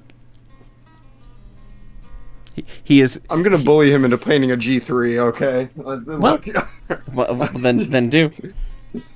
Insert guess what, sucker? I need it first. Yes, I know. I ordered decals last night. They're coming all the way from Arvada. So... They should hopefully be here. Oh, Arvada is like it's a pretty long haul. It's like at least 5 minutes away. So yeah, I don't You know won't if see those pull till it off next year if the you do a UPS. yeah. Zach, feel free and send me pictures of shit you've painted if you want me to show it off. But yeah, Arvada is where you work. I know. Yeah. Anyway, but yes, I do want my K36 painted. So yeah. Blues Crew, you need affirmation for your cats. Also, today is Fergus's birthday. Happy heavenly birthday, Fergus. My older brother, to Kitty. And I assume that that is Brenda voice to text Ferminator. I can only assume that is what that is, not affirmation. It's fine. But yes, we do have affirmative. They need to be brushed. We should do that. I should do that. Yeah, because there is just... My desk is structurally Zeus cat hair. Yeah. Anyway. Patrick McNeely, Fireman 35 months. I sure do love JCP and L. I have no power, so I had to charge my phone in the car. Also, wow, 35 months. How cool. I am sorry to hear about your power situation. I've had similar struggles with Excel out here in Colorado. And I've considered... I have ruminated upon putting solar on the house, but that sounds expensive. But anyway, it'd be neat, but it would be expensive. But anyway. Blood Pie Nexus. Oh, Lord. Chad, why you do this? Yes, Excel math does say it's nearly 3 years, specifically 2 years and 10 months. Fast food retail has fried mental mathing abilities. I understand that. Yeah. Math is hard and dumb. Nah, just average. Hello, Mr. Hyce. I've been a lurker since the early Railroads Online days. You've been around for a minute then. Content has helped me through some very hard times, and I thought I would repay you with part of my first paycheck. Well, thank you. Appreciate that. Make sure you take care of you, but I'm happy that the content has helped you in times when you needed it. That is a wonderful side effect of getting to do what I do. I never anticipated that I would help people out by doing stuff and trains on the internet, but here we are. So I'm happy to hear that I was able to help you out with that. And thank you again for your generosity. Ethan Locke, Jesus fracking Christ jersey. I can only assume that is about your freight car count. Freighter engines, I don't know. Jay Christensen, how many model trains do I own? I would have to count. Obviously, I have a spreadsheet that says I've got 104 or 105 pieces of SN3. But I also have a couple dozen pieces of O scale and a couple dozen pieces of HO scale. I probably have mostly SN3. That's probably the most individual pieces that I have, if I had to guess. I do have a fair amount of O scale though. And I mean, when you think of a 22 car morning daylight or coast daylight, I mean that adds up pretty quick. And I have no idea how many HO scale freight cars I have, but I have another Williams daylight set for you. Christ. Lordy. Well, thank you. With goodness. Locomotive and cars. Double daylight. Why not? Yeah, you gotta have one for each direction. Exactly. Yeah, 98, 99. That's how that works. Yeah, so it doesn't. I mean, it doesn't help. I did just get a new locomotive from Broadway Limited today. What'd you get? The Bull Moose. They sent it to me. It's actually really pretty. Wait, you have a bull moose? I do. You want me to go get it? We can show it off. Yeah, okay. I want one of those. I'll get some water and a Coke Zero while I do it. So lightning round again, and I'll be back. Round. I'll be back with a bull moose. Okay, lightning round, guys. Let's see.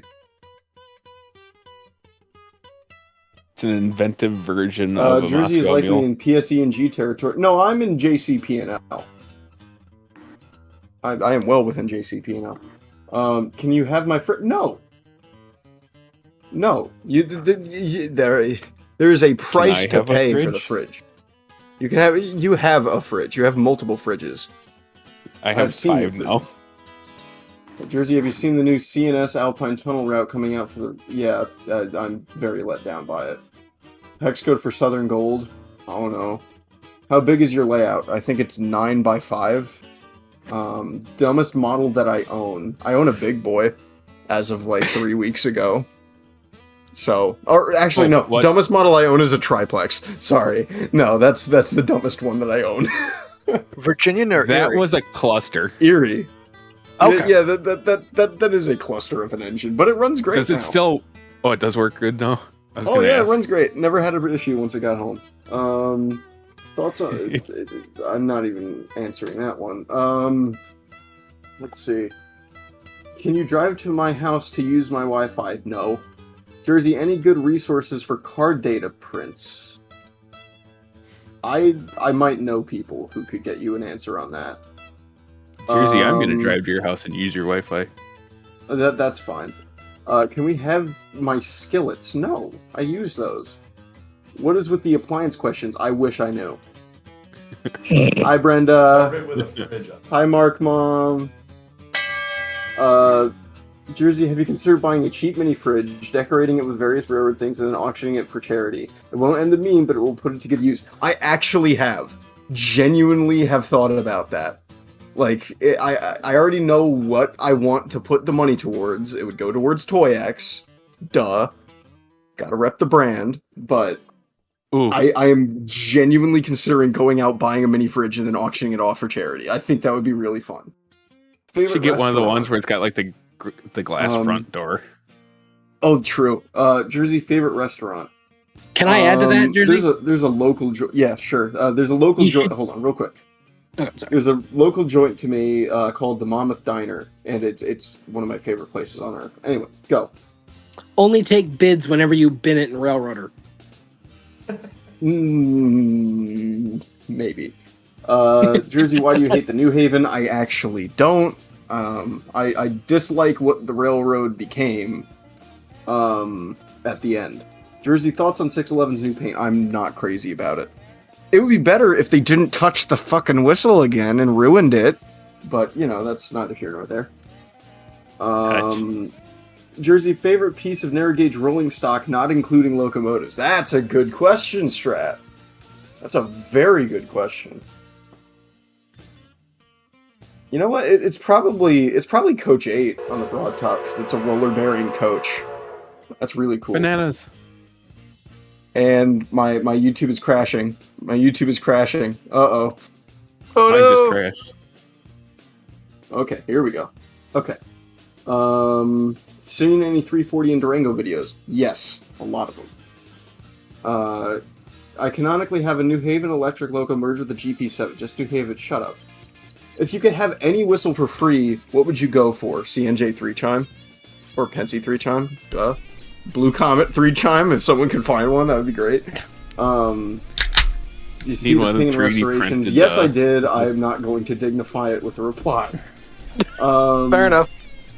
Triplex or PRR Q2? Good question. I like both of them, but the Q2 is objectively the better engine. New York Central H7 or H10? H10. I think the Alescos are cool. Worst Midwest Railroad. Rock Island or Chicago and Great Western? The Chicago and Great Western. Duh. Them are fighting words. Thoughts on the Reading T1? I love the Reading T1s. I have seen all 4 Reading T1s that are still around. Oh, that's cool. I didn't know that. Jersey, thoughts on the Newfoundland Railroad? Oh, those are the 42-inch gauge guys that had some of the last narrow gauge 282s built on Earth.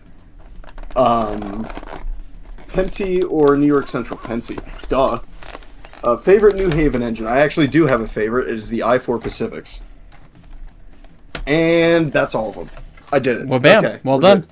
Good timing. I am uncondemning the child. Jesus Hey, Christ. Don't say that. Don't phrase it like that, Mark. That's atrocious. And clipped. And by the child, I mean the locomotive. The miniature one. That's What's up, Hyce? This is guys. so fucked up, dude. You can't say that. My brain works in Hey, man, it doesn't fix everything. But here is the bull moose on its cute little bit of plastic that it sits on.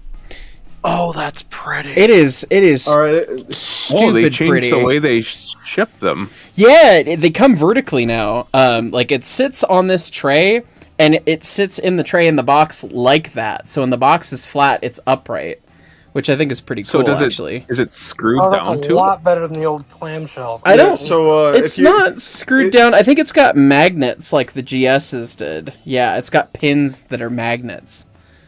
Oh, it's So- magnetically. Oh, the pins stick that makes up. that Okay, makes Yeah. me it anxious interlocks seeing you it. flail it around like that. Woo! No, That it's is just so magnets. much better than the old clamshells. Yeah, Magnets. it Yeah, is so if you ever a get bored of that thing, dibs. noted. I obviously need to do the video for it now. It got sent to It's my right now. it got sent Here to it my is. old address, and then I had to then I had to go figure it out. But thankfully, my landlord at my old address is the deputy director of the museum, so that was easy. But anyway, yeah, it's a beautiful model. A lot of cool details on it, and yeah, it's Broadway limited. They sent it to me for free because I'm excited Woohoo. for when mine shows up. yeah, you Free should be. space. So I got to do a video about it, but so far, I mean, it's just exquisite. And the 2880, I mean, Hybrid, right? it is a brass hybrid, yeah. It's very pretty. The amount of detail and little stuff, like they've got the air line to the air ringer. It's like, oh, that's cool. You actually bothered to do that. Yeah, it's a very, very pretty looking locomotive. So, Right. that's That reminds me. I need to weaponize your chat to bomb the BLI product suggestion portal with G3. G3 would be cool. I want them to do. I think me and the entire friend group over here in Colorado really want them to do L131s. I would love at least one Why not do, flavor like- of large Chicago Northwestern steam, please. Well, I mean, they did a Pacific for you. Bigger. I mean, like a Hudson or the 484s. But I mean, a Berkshire. Well, they was also pretty had cool, they too. had Berks too. Dude. oh, I forget Yeah, about I mean- those. I was I'd love to have a gonna say for Northwestern like Berkshire Rio Northern. Grande power, a good one to suggest would be like an M64, maybe. M64 would be cool. Do like an M64. All right, let me package this back up, and we'll get back to top chats. But What's It's- the They'd never M64? do it. But like a 683 or 638, the 1280 at the museum. oh, the C28. Okay. No. I would love to have one of those in brass that's actually accurate. The trouble is, if I have learned anything from the model train industry, it is they are allergic to small steam engines. Yeah. Yes. Which is sad. And Yes, it all is models, very sad. all models are wrong. Some are useful. That is That too. That is an altruism of all varieties of modeling, and that is just the reality. Okay. Kapow, just yeah. need a So smaller when it's all back in its little wrapper and everything, it sits vertically, and then that's how it sits in the box, which is actually it's kind of a nice change because it doesn't sit on its side. You just drop it down in, which is cool. And the That foam- is very nice. I I hate when I have to put my Broadway Big Boy back in its box. yeah. Mine lives in a God, yes. case up there that I still need to put a label on. But anyway, that's the just bull a moose. pain. Shout out Broadway Limited. Shout out to Curtis, who's awesome. They're a really cool group of people out there. So So how do we get them to do a DMIR Yellowstone? Oh, well, actually, MTH did them, Trains so do it. theoretically scale trains would have that tooling now, wouldn't they? Well, the plot they thickens. should. I happen to know the answer to this question. The answer is technically yes, but no.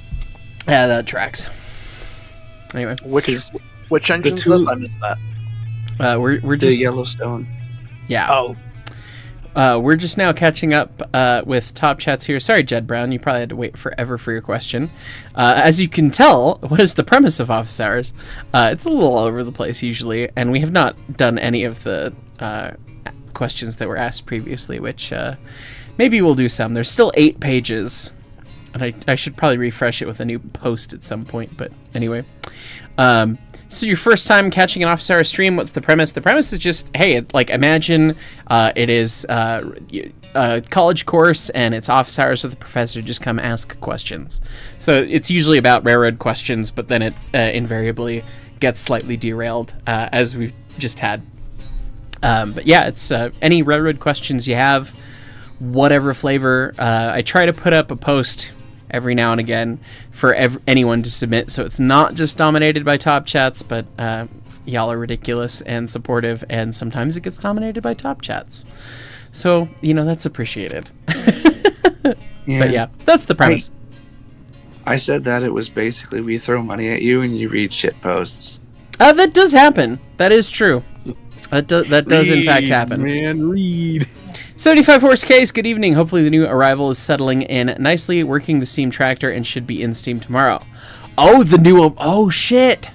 I didn't even, I saw the notification that something got...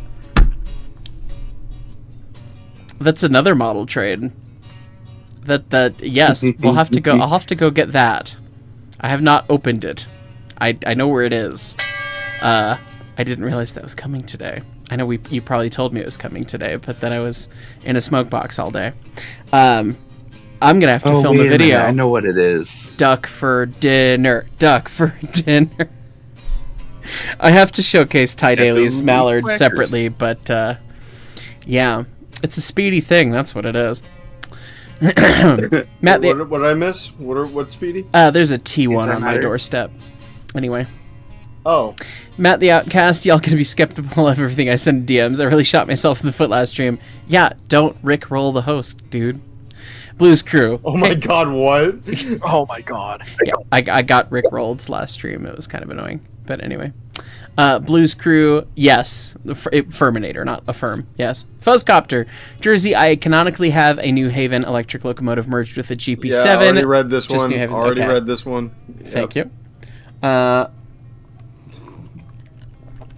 Filtered water's so good. Big Bones 2109. Hey, Hyce, been watching your content for a few years. Just wanted to say hi. Also, that you're excited to see 4014 in person. Gonna try and get a pic crossing the Letchworth Gorge Bridge. Good luck and Godspeed and enjoy. That thing is neat as shit. Jacoby Irish, conductor 43 months. Always fun to catch a stream. Thank you and the crew for being fun and informative, keeping my Steam dreams alive in the drought of train in my area. It is unfortunate when an area goes through train drought. It's true. It's a sad time. Means you have a market. Exactly. Not just average. Last thing, Mr. Hyce, how would you like a visual recreation of Smells Like Kenosha to play out if you could direct one, asking for extra details too? I'm assuming that I'm going to do a music video using Century of Steam someday. But to me, mentally, it has always been the story of 346's wreck. Like, totally.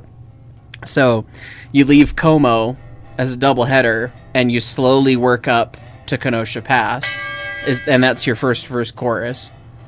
And then 346 cuts off to run light to Denver by herself, and then the second verse chorus starts to speed up and speed up and speed up, and it's real time, quote unquote, from summit to the point of derailment. Not actually. It musically is there, but actually, it might, with it being almost a month. Yeah, it might actually be relatively to tempo. Make it work. You could probably make it work. So I've always assumed that I would then shoot something like that using the video game one day, but that's a problem for down the road. Iron Train, I need some more Hyce YouTube poops from this stream. Oh Lord, I enjoy watching the YouTube poops people make. Sometimes I'm confused by them, but they are enjoyable. Also, bravo to Be Alive for binning the clamshell. Yes. Gotta like that. Anyways, thank you. Chainbreaker 5063. Timetables, how does one get made? Well, you have to know the railroad. You gotta know the territory. I have.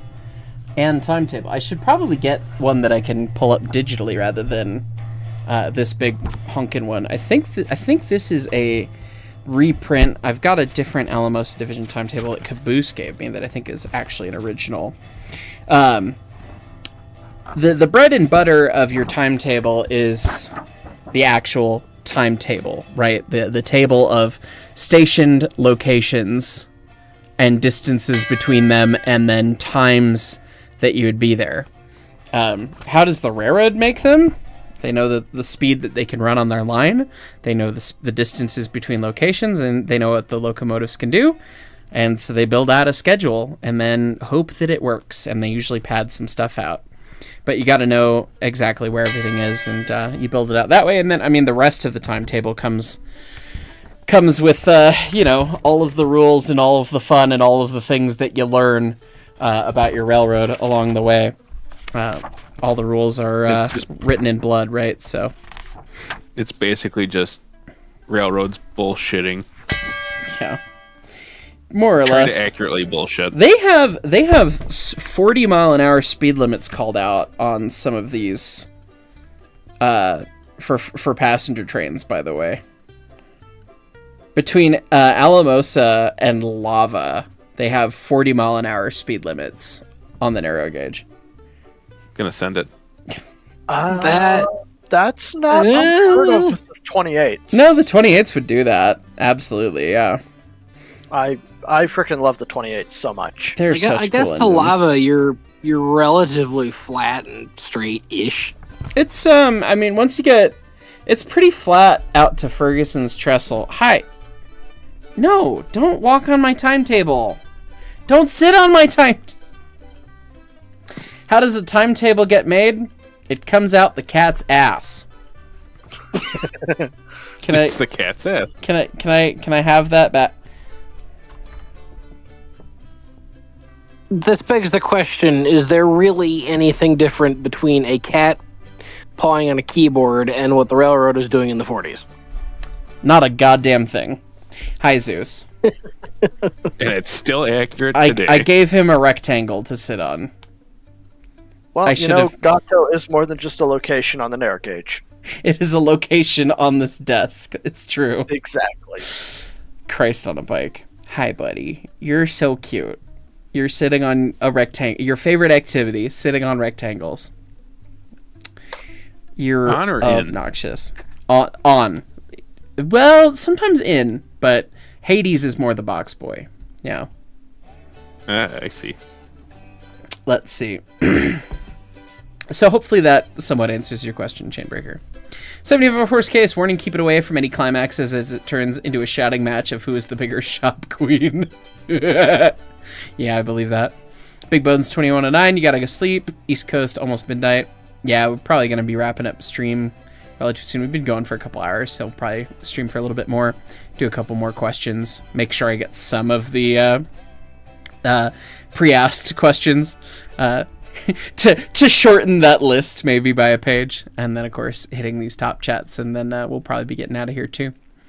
Jed Brown, how does Smell Like Kenosha have verses as an instrumental piece? It's just the structure. I mean, I call it a verse and a chorus. Is that terribly appropriate? Shrug. You can call it whatever you want. You could call it a bridge. You could call it a, I don't know, shrug. The A part and the B part. Because Smells Like Kenosha, basically, it kind of has, it's basically an A part, B part, A part, B part. So it could be a cut and a fill. Whatever you want to call it, man. Yeah, you don't need to, like, a verse does not necessarily have to be vocals, right? So, at least in terms of structure. Matt the Outcast, the real question is, what's worse, Altoona-style pizza or Altoona-style firebox? Altoona-style pizza. Tuna-style fireboxes just cause mild mental headaches for people doing modern-day engineering. MVP Matt, but he doesn't know the territory. Thanks for reminding me to do my monthly Music Man rewatch. ORNL 85 is so neat. Yes. I played Winthrop in grade school. Not Louisiana care. Parents sent the rope. Zeus did not like that. Yeah. When I was in 5th grade, I played Winthrop in that play. It's fun. Musical, whatever it is. Aaron Ross, hey Mark, I was wondering if there's a reason why in your most recent twerp news why 481's test run and Silverton Northern baggage car number 5 getting restored weren't in there. It was because it was the catch-up edition trying to cover 3 months worth of stuff as best as we could. There was a lot of recent news that did not get in there because most of the script was written in April or some of it in May and then was kind of doctored up. We kind of needed to get that cleaned up and out of there to then have actual more present news because we fell behind in the show. The script document was 40 pages long with all the pictures and everything. Like, I was not about to add to it because it was just going to become too much and it needed to get kicked out the door. So we'll probably talk about 81 back in service and the Silverton Northern car and 340's excursions and We'll talk about recaps of that sort of stuff probably in the next episode, which hopefully will be coming this coming week. We'll see. Need to check in with my scripting team. I know the Australians have plenty, and I know we've got a lot of submissions, and there's obviously things that we need to cover that we missed, but I don't know if people have bandwidth to script this week or if I need to take it on or what. So, yeah, but good question. Yeah, I'm not trying to exclude things. It was literally just we need to get it done. So, Blend by Nexus, just to waste your time, teehee. I'll take the $2. Thank you. Matt the Outcast, in my defense, Never Gonna Give You Up is an actual banger. Seriously, though, it won't happen again. It is a decent song, but yes, it is a bit of a meme. Okay, pre-asked questions. We have one from Rambling Railfan, which is actually more than one. Were cabs standard on North American locomotives from the outset, say the 1840s, or were they introduced later on? You know, that is such a great Daniel Gallery question of when the standard cab became a thing. But I would bet, not the outset, I would be willing to bet 50s or 60s, 1850s, 1860s. They started showing up in the 40s out here. In the 40s out there? That's B&O's and... Sorry. Yeah, when was William Mason made? William Mason was 1850 something, I think. I'm thinking more about the John Bull because that was built before cabs were a thing, really. Right. Yeah. And that wound up with a cab. There's a picture of it, I think, in the 1840s with a cab that the CNA put on it aftermarket, which then got taken off when they backdated it. But yeah, typical. No. So a lot of the time you'd see an engine built without a cab get a cab retrofitted. Sure. So no, we did not start out with cabs. Yeah, definitely not from the start, but a little bit later on. When were whistle signals, i.e., the crossing whistle signal, introduced? That is a fantastic question again that I have no clue about. Any ideas? I used to know the answer to this. That's irritating. I know it originated in England. Right, it's supposed to... That's about it. It's the Morse code for Q because it was to show respect to the Queen, right? For a crossing.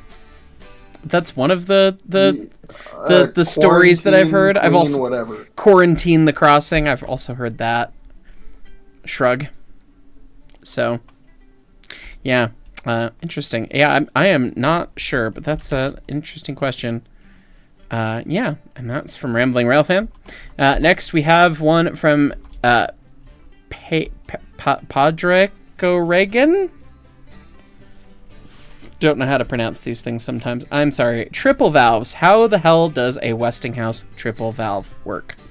I tried to look for diagrams beforehand that are color-coded, and I couldn't find any quickly. And the diagrams are honestly not... Ha-ha! Ha-ha! Got you! Got you. Stop sitting on my papers. The diagrams are not super helpful to read because they are so convoluted sometimes, but we can kind of go over the general thought process that a K triple valve is. Specifically, I mean, it's helpful to have the cross section and know, but the triple valve is really just a comparison. That's all it is.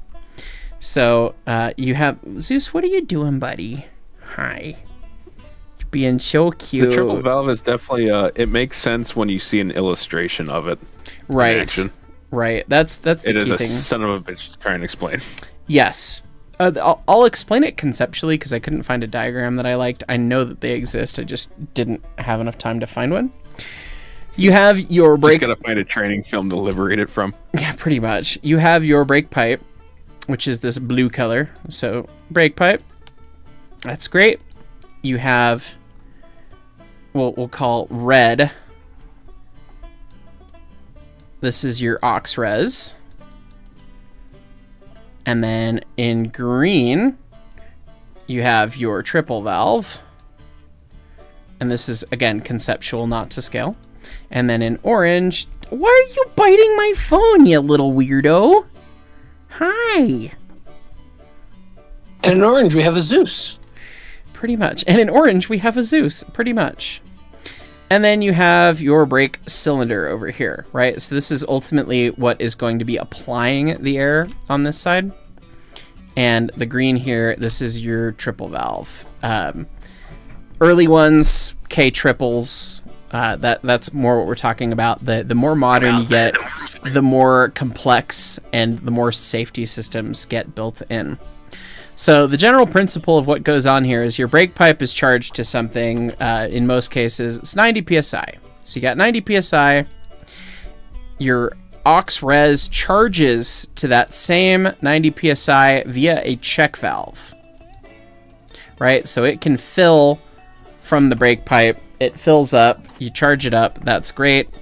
Again, this is conceptual, this is not exactly how everything's set up, that's that. Because it actually charges through the triple valve. Shrug. Yes. Anyway. So you fill up, you get 90 psi, you get 90 psi. The triple valve's job is then just a simple logic gate. He is going, all right, how much do I have here? How much do I have here? And it's just a simple plunger slide valve, basically, that can move either direction inside the triple valve, based on those things. So when you reduce this brake pipe pressure, when you all of a sudden you now have 85 psi here instead of 90, it sees the discrepancy of 90 here, 85 here. Okay, I'm going to slide this way because there's an imbalance in pressures, imbalance in forces. I'm going to slide that way, and it lets the equivalent of 5 psi down until these things equal each other again. 85 now here, everyone's equal, and then it's sprung back to center, and then it closes things off, and it sticks that extra 5 psi of air into the brake cylinder. Bam, you've got a set. And then when you go to release, it dumps the brake cylinder out the retainer, and that's that.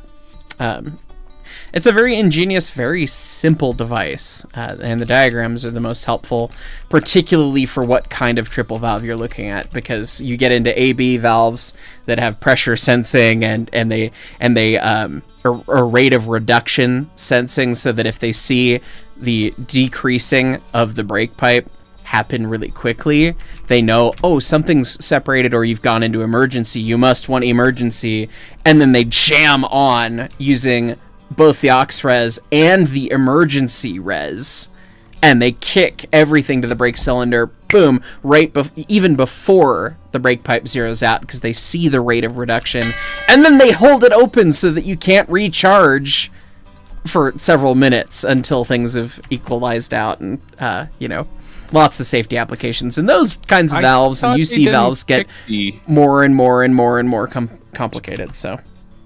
I thought when they don't dump from the aux. They only dump from the emergency, I believe.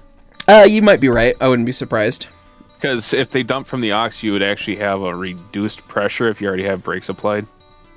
Oh, that's true. If you've already got a set, yeah, air pressure, right. The whole thought, and then Lord help you, the dynamiter. Yes, everyone's favorite. The whole principle behind having the separate emergency res in AB setups is that when you have a 90 psi brake pipe, there comes a point of equalization based on volumes, where basically you can keep setting up and keep setting up and keep setting up and keep setting up, and you get to a point where you can't you equalize everything. Is it 26 pounds of reduction on a 90-pound brake pipe? Yes. Is that right? So that is 64 psi. So you get to 64 psi in your brake pipe, you get to 64 in your aux res, and you get 64 in your brake cylinder. or something close to it, right? At this point, if you further reduce your brake pipe, your aux res and your brake cylinder are at the same pressure, you cannot squeeze any more air in there. And at that point, you have a runaway train if you don't have enough brakes. Like, you can't get more braking effort than that with a typical K-valve setup. But with ABs, you still have that second emergency res that's still charged to 90. And when you dump it and when it senses that, then you add in and you can get, an additional set, and then it equalizes somewhere more like 75 or 80 or something like that. So hopefully that lends some help to the question of K-triple valves. I believe at minimum reduction, you should get about 84 in the cylinder. Or at max reduction, you should get about 84 when you dump it. I'm glad someone remembers the numbers, because we don't even run a 90-pound brake pipe at the museum. So we used to, help me out. But with the little engines, it's really hard to keep enough main reservoir over the top of a 90-pound brake pipe because they have single-stage pumps and lower pressure. So we tend to run 70, and we don't need the extra braking effort anyway. Steam Power asking me about poppet valves. Hi, Michigander. Do I look like I work on superpowered steam? I know enough about poppet valves. Yeah, if Bill wants to give a seminar on poppet valves, I'd be here for it. What's the question? How do poppet valves work, and why were they more efficient? And would there be a potential for a breakdown of Franklin rotary valve gear? Well, the little bits I know, and this is the bit that I'm trying to remember, part of why, because like the Duke of Gloucester, while it's not Franklin, it is British Caprati, and you get more efficient because you have more precise control over the intake and exhaust events, if you will, as they open and as they shut.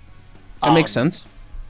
Because like British Caprati is unique because it changes the exhaust events as well as the intake events. Original Caprati by the Italians only changes the intake events. The exhaust events are set by the manufacturer. So it's kind of like the early Honda variable valve timing. That's the easiest way to explain it. Is you end up with, as you hook the engine up, you change where the lobe rides on a profiled shaft, and it changes the lifting event of the valves. And like on the Duke of Gloucester, there I want to say like a good 6-inch diameter poppet. All right. That's my understanding as well. I asked this question before I really had a chance to dive into it in depth. I was going to say, you probably asked that question like a year ago, but... I think 9 months? Yeah, that sounds about right, yeah. Well, it's time to start equipping steam, superpowered steam with fart cans, because it was the first to have the VTEC. Pretty much, yeah. Oh, cool. Well, thank you, Bill, for that. Yeah, not a problem. One thing I will say, there is the U.S. Army 611 that has Type D, which is a derivative of Type B. Okay. And you have the T1 Trust that is going to have Franklin rotary poppet valves.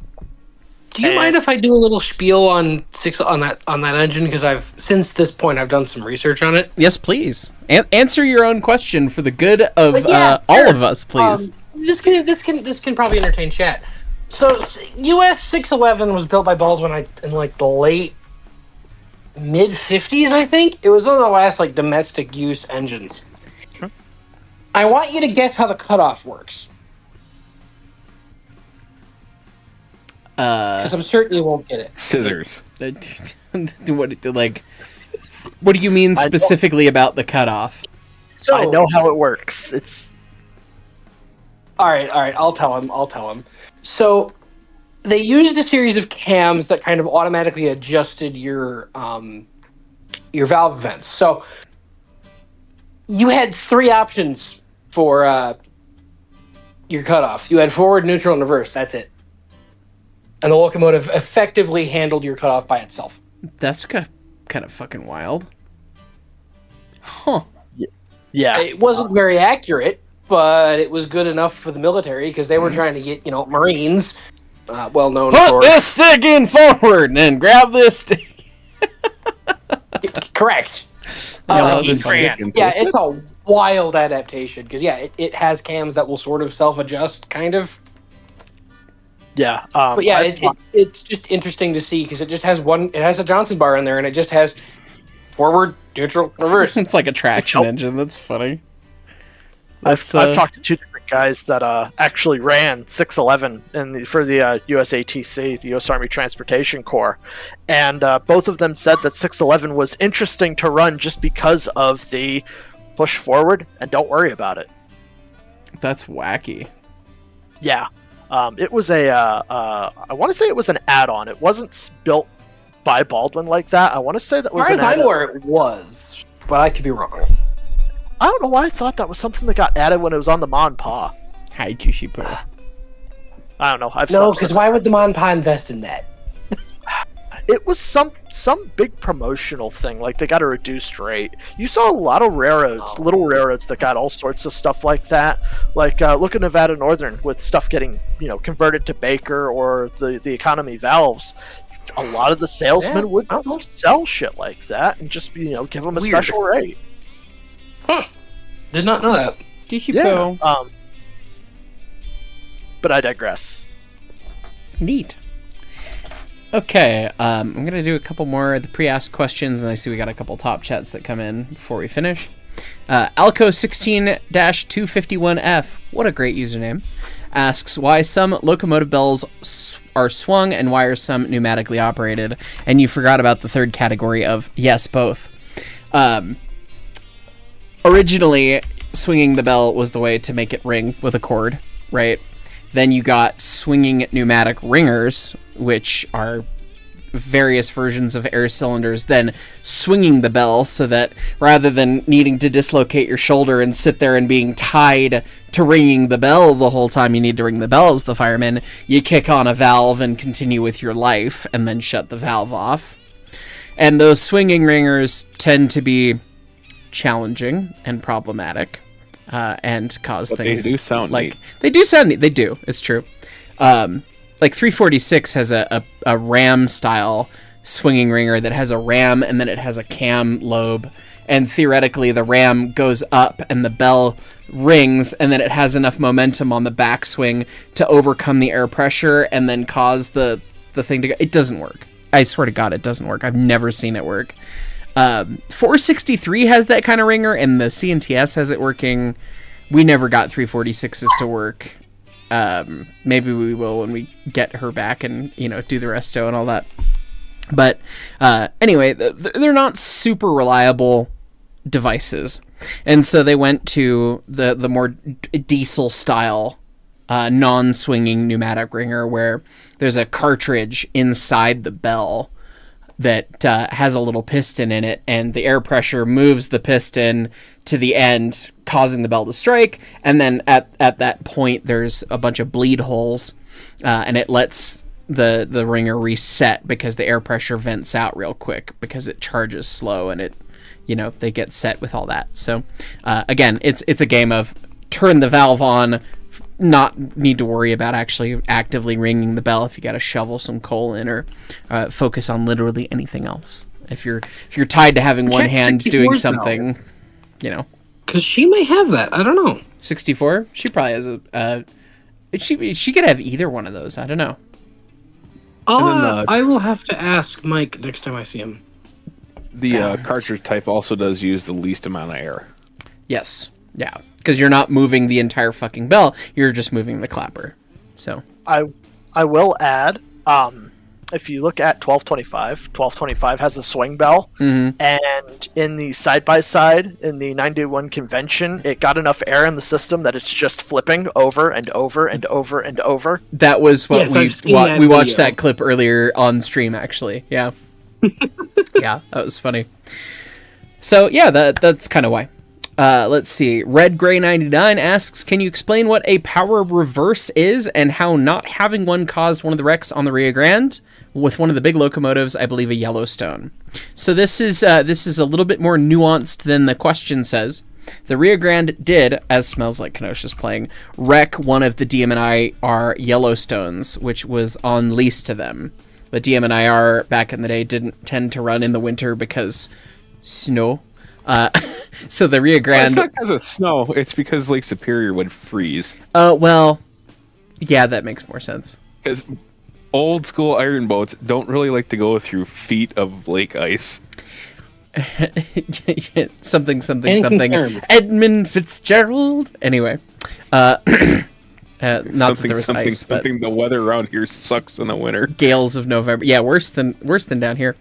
Anyways, they would send the Yellowstones down to the Rio Grande, and the Rio Grande actually really liked them until they wrecked this one. And the locomotives do have power reverse. They did not have a power reverse air override. Okay, so as Kenosha's peaking, the reason behind this, what this is rather than having a Johnson bar that you manually have to work or a screw reverse or whatever, the power reverse is a pneumatic lever. So you push the lever and it moves a small pilot cylinder outside the cab that then tells a big cylinder air pressure move the valve gear to this point until the pressures equalize again, and it tells it to stop based on matching your position. So you get it's basically, a bionic Johnson bar is the essential equivalent of it, and it's how you put the locomotive forward, reverse, hook it up, all that stuff. The problem, $6 million lever. Yes. The problem with the Yellowstone is that they did not have an override backup for it. So if you lost air, these are an air-powered device, there was no way to operate it. And one of the Yellowstones lost air coming down, I don't remember what chunk of railroad it was where it wrecked, but it was coming down some pass, lost air. Tennessee Pass, that would make sense. I mean, 3% grades. Lost air, so their air pump's dead. They have no brakes because they lost air. The only thing normally that you could then do is haul the engine in reverse and open the throttle and try and brake with your locomotive. But now they have no air. They can't do anything. They can't move the reverser at that point. Most big steam engines have a special triangle valve that's usually painted yellow and obnoxious that sometimes has SR cast into it as part of the handle, which means steam reverse. So it overrides the system and it allows the power reverse to be run on steam rather than air, which, lubrication-wise and moisture-wise and all that, not good for the power reverse. But if your other option is piling up the fucking train in the ditch, yeah, we'll crack that one open. We lost air. Hey, that's our last ditch thing. And from what I recall, the Yellowstone, it almost made it down the hill. It wrecked on like the last or the second to last curve, and it is very likely. Colorado is where it wrecked. It is very likely, had they been able to haul it in reverse and open the throttle, that would have been enough braking effort to save it. And ever since, afterwards, man, the Rio Grande hated those engines. Oh god, that is a nasty picture of that thing. Owie. Yeah. Yeah. Yep, there it is. 1943. Ouch. Oh, it was on the Moffat. Oh, yeah, that would do it too. Oh. Wait, what happened? Sorry, what about... The Yellowstone getting binned by the Rio Grande? Oh, yeah. Oh, damn it. No, that's 224 that did that. I thought that one was still around, but that's 225. Yeah, you can see that it rolled over onto its right-hand side, quite obviously. Poor Chooch. One of the old heads had a story about somebody who was part of the crew of this when this wrecked. Was somebody who was involved in a diesel runaway on the same hill later on. and per union rules they couldn't fire him, so they like promoted him to be the DSLE and made sure he could like never run the locomotive ever again, so that he wouldn't run it away or something. It was hilarious. Wish I recalled the details of the story, but that's a little bit about the Yellowstones there. Blew that air compressor smooth off. Let's see, and we have 2 more fun questions that will go, and then we'll go top chats and we'll get out of here. From the Reading Rambler, when you operate the power reverse, do you notch near the center when you're up to track speed, or you keep it forward? You keep it where you need to keep it. In the case of, I don't know, a Reading Ramble, that's usually somewhere near the front because they have places to be. But once you're up to speed, the best practice is to keep it more towards center. The less cutoff you can have, the more expansion of the steam, the more efficiently you can operate the locomotive. If you need the power, you can drop it down so long as you're not going fast enough that you're fighting yourself, which happens at a certain point, but typically, you'd be pretty hard-pressed to hit that, so... Good question. Humble Pinecone, what was the advantage of front-end throttles compared to back-end throttles? There's a multi-answer to this. The first piece is the delay time. Front-end throttle is at the front. It's near the cylinders. You open the throttle. You have a short amount of pipe. Steam travels at around 120 feet per second. That depends on a lot of stuff, but imagine 120 feet per second. Okay, that's pretty quick, but it's pretty slow in terms of reaction time if you've got a lot of pipe to flow through.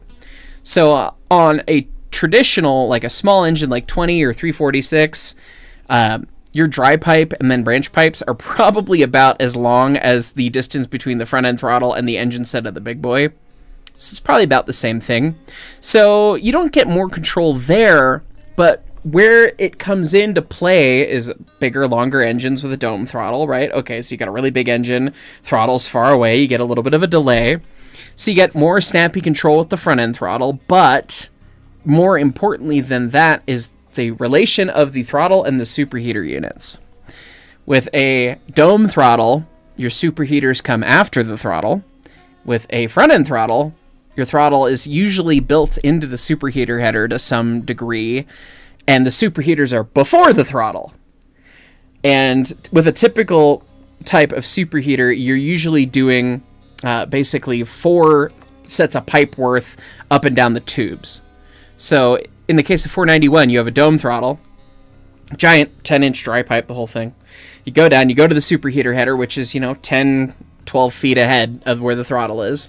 Maybe 15 feet worth of pipe, including the dome and all that stuff. Go into the header, and you get split up into all the units, and then for one superheater unit, you go from the header to the firebox, back to the front, near the tube sheet again, back to the firebox, back to the header.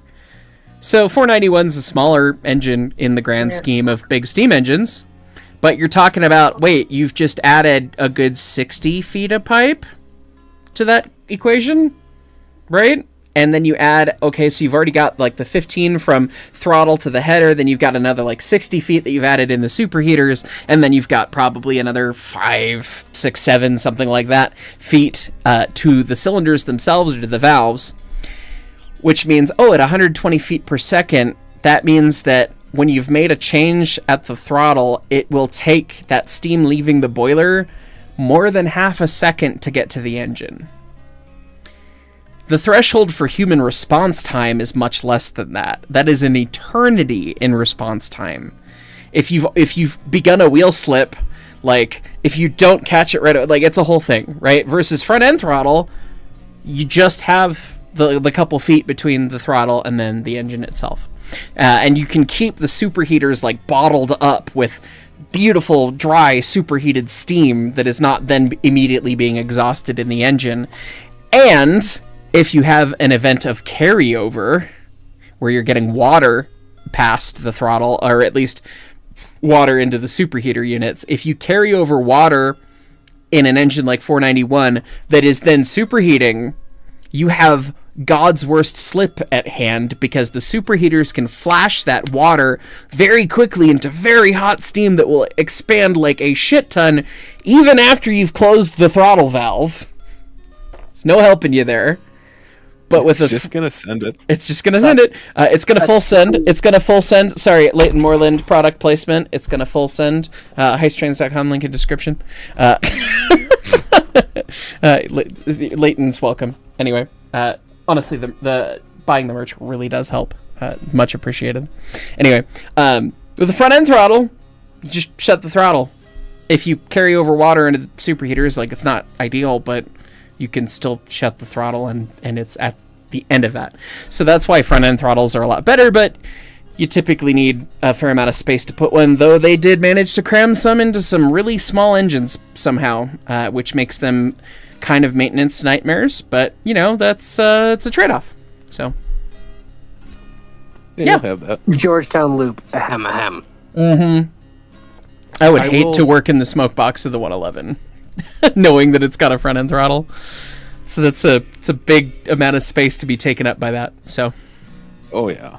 Anyway, I will just to backtrack a little bit. Sure. I did post in VC text the Yellowstone next to a little DSL.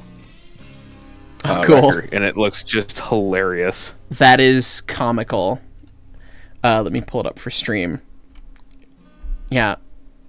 Desktop. Come on. There we go. Yeah. There's the Derek trying to pick this poor sad choo-choo that, yeah, I mean, I would assume they cut it up after this, didn't they? If it didn't make it. 224 was rebuilt. Really? Yeah, that survived. And then they just kept running it, and then they cut it up, like, what, 10 years later? 15 years later, probably? Probably. That's funny. I think it made it till about 1960, 1961. Oh, okay. So and almost also, 20 years. if you want to appreciate in that picture the over by the cab end of that locomotive, what you're not supposed to use a crane for pulling. I see that. Look at the rigging on that. Yeah, that's Oh, yeah, just, hey, here's another cool detail. Funny. Just do that. Another cool detail, the wreck crane is unpatched Denver and Salt Lake. Yeah, I see that's that. what I'm saying. That's cool. That's why. Oh, did you say that? Oh, crap. 10, it looks like 10 3800. 10 300, maybe? Yeah, 10 It's either 300 or 3800. That's cool. You know what? 380. Brain fart. Yeah, no, DNS elements figured it out. I'm on the Denver Public Library, not sponsored, and they've got all the Otto Perry pictures, high-res scan. All right, well, kind of like and that. It's 10300. Cool. Well, guys, I have good news. Good news, everyone. Good news, everyone. If any of us hits the lottery and buys Tennessee Pass, one of the surviving Yellowstones is confirmed to have been a Rio Grande leaser. Lit. Let's get it. Yeah, isn't it the one in Duluth? Go get it. We'll outpull Ed 225. and giggle all the way to the bank. Anyway. Yep. All right, let me get these top chats and we'll wrap up for the evening here. Aaron Ross, what's my favorite less accurate train movie? I feel like I've ruined all train movies for myself. Titfield Thunderbolt's really fucking funny. And it does some really stupid shit with the trains, which is entertaining. Send that to me. It sounds like I need to watch it. It's a British movie. It's British. British being silly. Fuck it, we're gonna run our own railway. In some ways, it's almost a parody of like the start of rail preservation, but that's actually a really good way of putting it. Yeah. Oh god, it's a 1953 film. Yeah. The brutal irony is the movie didn't save the railroad and it's gone now. That is the brutal irony. Apparently, they have it on Roku, but I'll just send you the title so you can search for it because yeah, Titfield Thunderbolt is fine. Bark. Hello. Dog. A dog. It happens. Dog. I say dog stuff. I have borf. Borf. Boo. Anyway. Yeah. That or the General's a lot of fun. Buster Keaton. Yes, I mean, they did stuff with trains, but then there's a lot of silliness going on, and that's why we did a reaction to it. Probably one of those two, I guess. James Patterson Jeep fan. Hey Jimmy. Fireman 48 months. New lamp. Who dis? Yes, but what about them? Their spring applied ratchet brakes. Go back to the cog. Hope your finger's doing all right, bud. Nazu50, engineer 46 months. I'm pretty sure I've sent this message not that long ago. Well, months roll over and stuff and things and words. But, you know, I did get to see the big thing, caught it at a crossing, and damn, that whistle was powerful in non-video form. That whistle being superheated, it will shake you to your core. It is that fucking loud. It's so cool. Yeah. I heard it from my house. You're talking about the 4014, right? Mm-hmm. Yeah. I'm gonna say something controversial. I was kind of disappointed with the volume of the whistle. You wanted more? I have been more... The most taken aback from a whistle I've ever been is 2102 in 2023. But 2102's whistle's not that loud. Yeah, the problem is the first time we've seen it. Yes, it is. Holy shit. The engine itself dwarfs the whistle to me, but... Well, have you heard it go full tilt while stationary? Oh, I probably haven't. So... Jersey, part of the problem is that when we first seen it, it was all in flat ground. It didn't really bounce off anything to really contain the noise. Jersey, you need to hear a Liberty ship whistle up close. That'll rattle your fucking skull. Ask me how I know. Let's get slow-mo video of this! I will be able to hear both 2102 and 4014's whistles in about a week. That's on true. The same day in the same area. Let's compare them. Whistle off. Yeah, all I can hope in the world is that Ed and Andy get into a whose choo-choo is louder fight of all whatever. Extrapolate that to any meaning, and we'll all have a great time. Oh yeah. Hi Zeus. Yeah, I paid good money for that. Another really good one to hear in person. I know it's the James R. Barker. Good the Lord, Barker, does that dude, sound so good in person? The perfect fifth on it. That thing's so awesome. Perfect fifth. I was going up to pick up a load of decorative rock from the iron ore mine. I was coming up over the 534 bridge that goes from Duluth to Superior, and it was sounding off for the bridge, so it's like right off to your right-hand side. Oh my god. I was almost direct in the line of sight, and that damn thing's so loud. Fucking be a better cat. He almost did not make it on the desk and tried to knock over my Coke Zero. Bud, you know how to get up here. Don't struggle. You're supposed to be like a cat or something. You're supposed to have cat-like reflexes. This is not a graceful... He can't help it, he's fat. This is not a graceful feeling. This isn't even the fat one. This is the one that the vet said, nah, he's alright. But that one, yeah. No, both your kitties are chunky.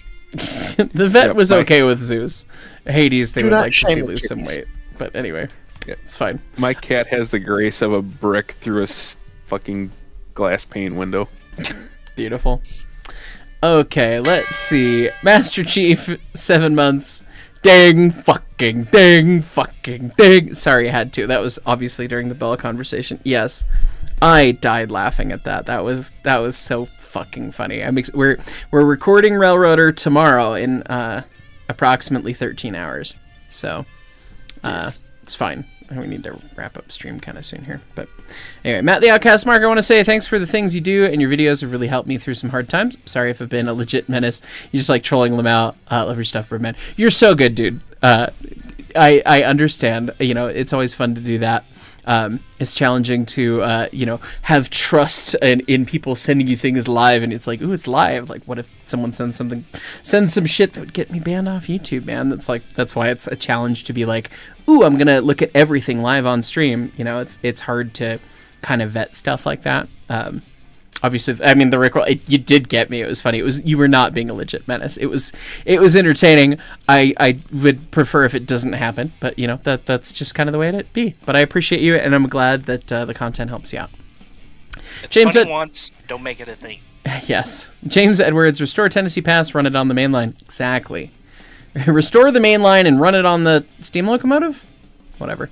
75 horse case, front end throttle, also uses multiple throttle valves on a cam versus one big single throttle valve in a dome. That's a good point. Well said. Yeah.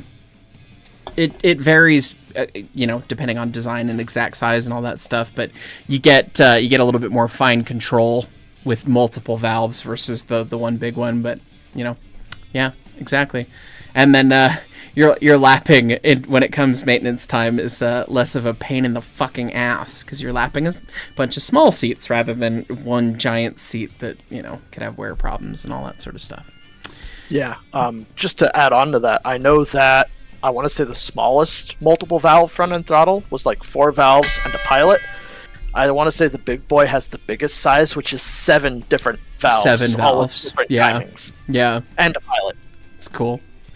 Colorado Kid, speaking of whistles, stop sticking your entire paw in my speaker, you little weirdo.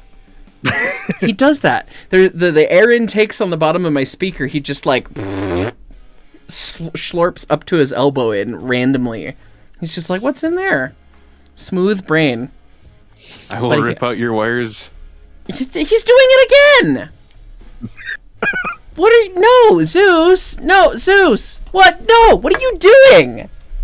He's like, I can get on top of this, right? No, it's on an unstable shock mount that's not safe for load-bearing cats. He's like, you're not paying attention to me. I'm going to be annoying. Thanks, bud. What else is new? Yes, far less powerful than a Liberty ship or 4014's 3-chime, but how about how satisfying 340's 5-chime is? It does sound nice from the videos I've seen. I was hoping to go down and go see that this weekend, but it did not make sense. It would have been cool, but whatever. Someday I'll get to play with 346 down there, and that'll be more cool. So, for me, selfishly. Jed Brown, more Railroader, insert moist critical excited meme. Yes, very good. All right, everyone, that's going to be it for this evening. Thank you for joining us for our June edition of Office Hours, where my cat stuffs his entire arm in my speaker again. We're going to go have some sync time, bud, just to get you off my desk. That's going to be it. Join us again early next week. We'll probably do a Mikado Monday or 28 Tuesday or something. And on that bombshell. And on that bombshell, it is time to end. Have a good night, everybody. Catch y'all next time.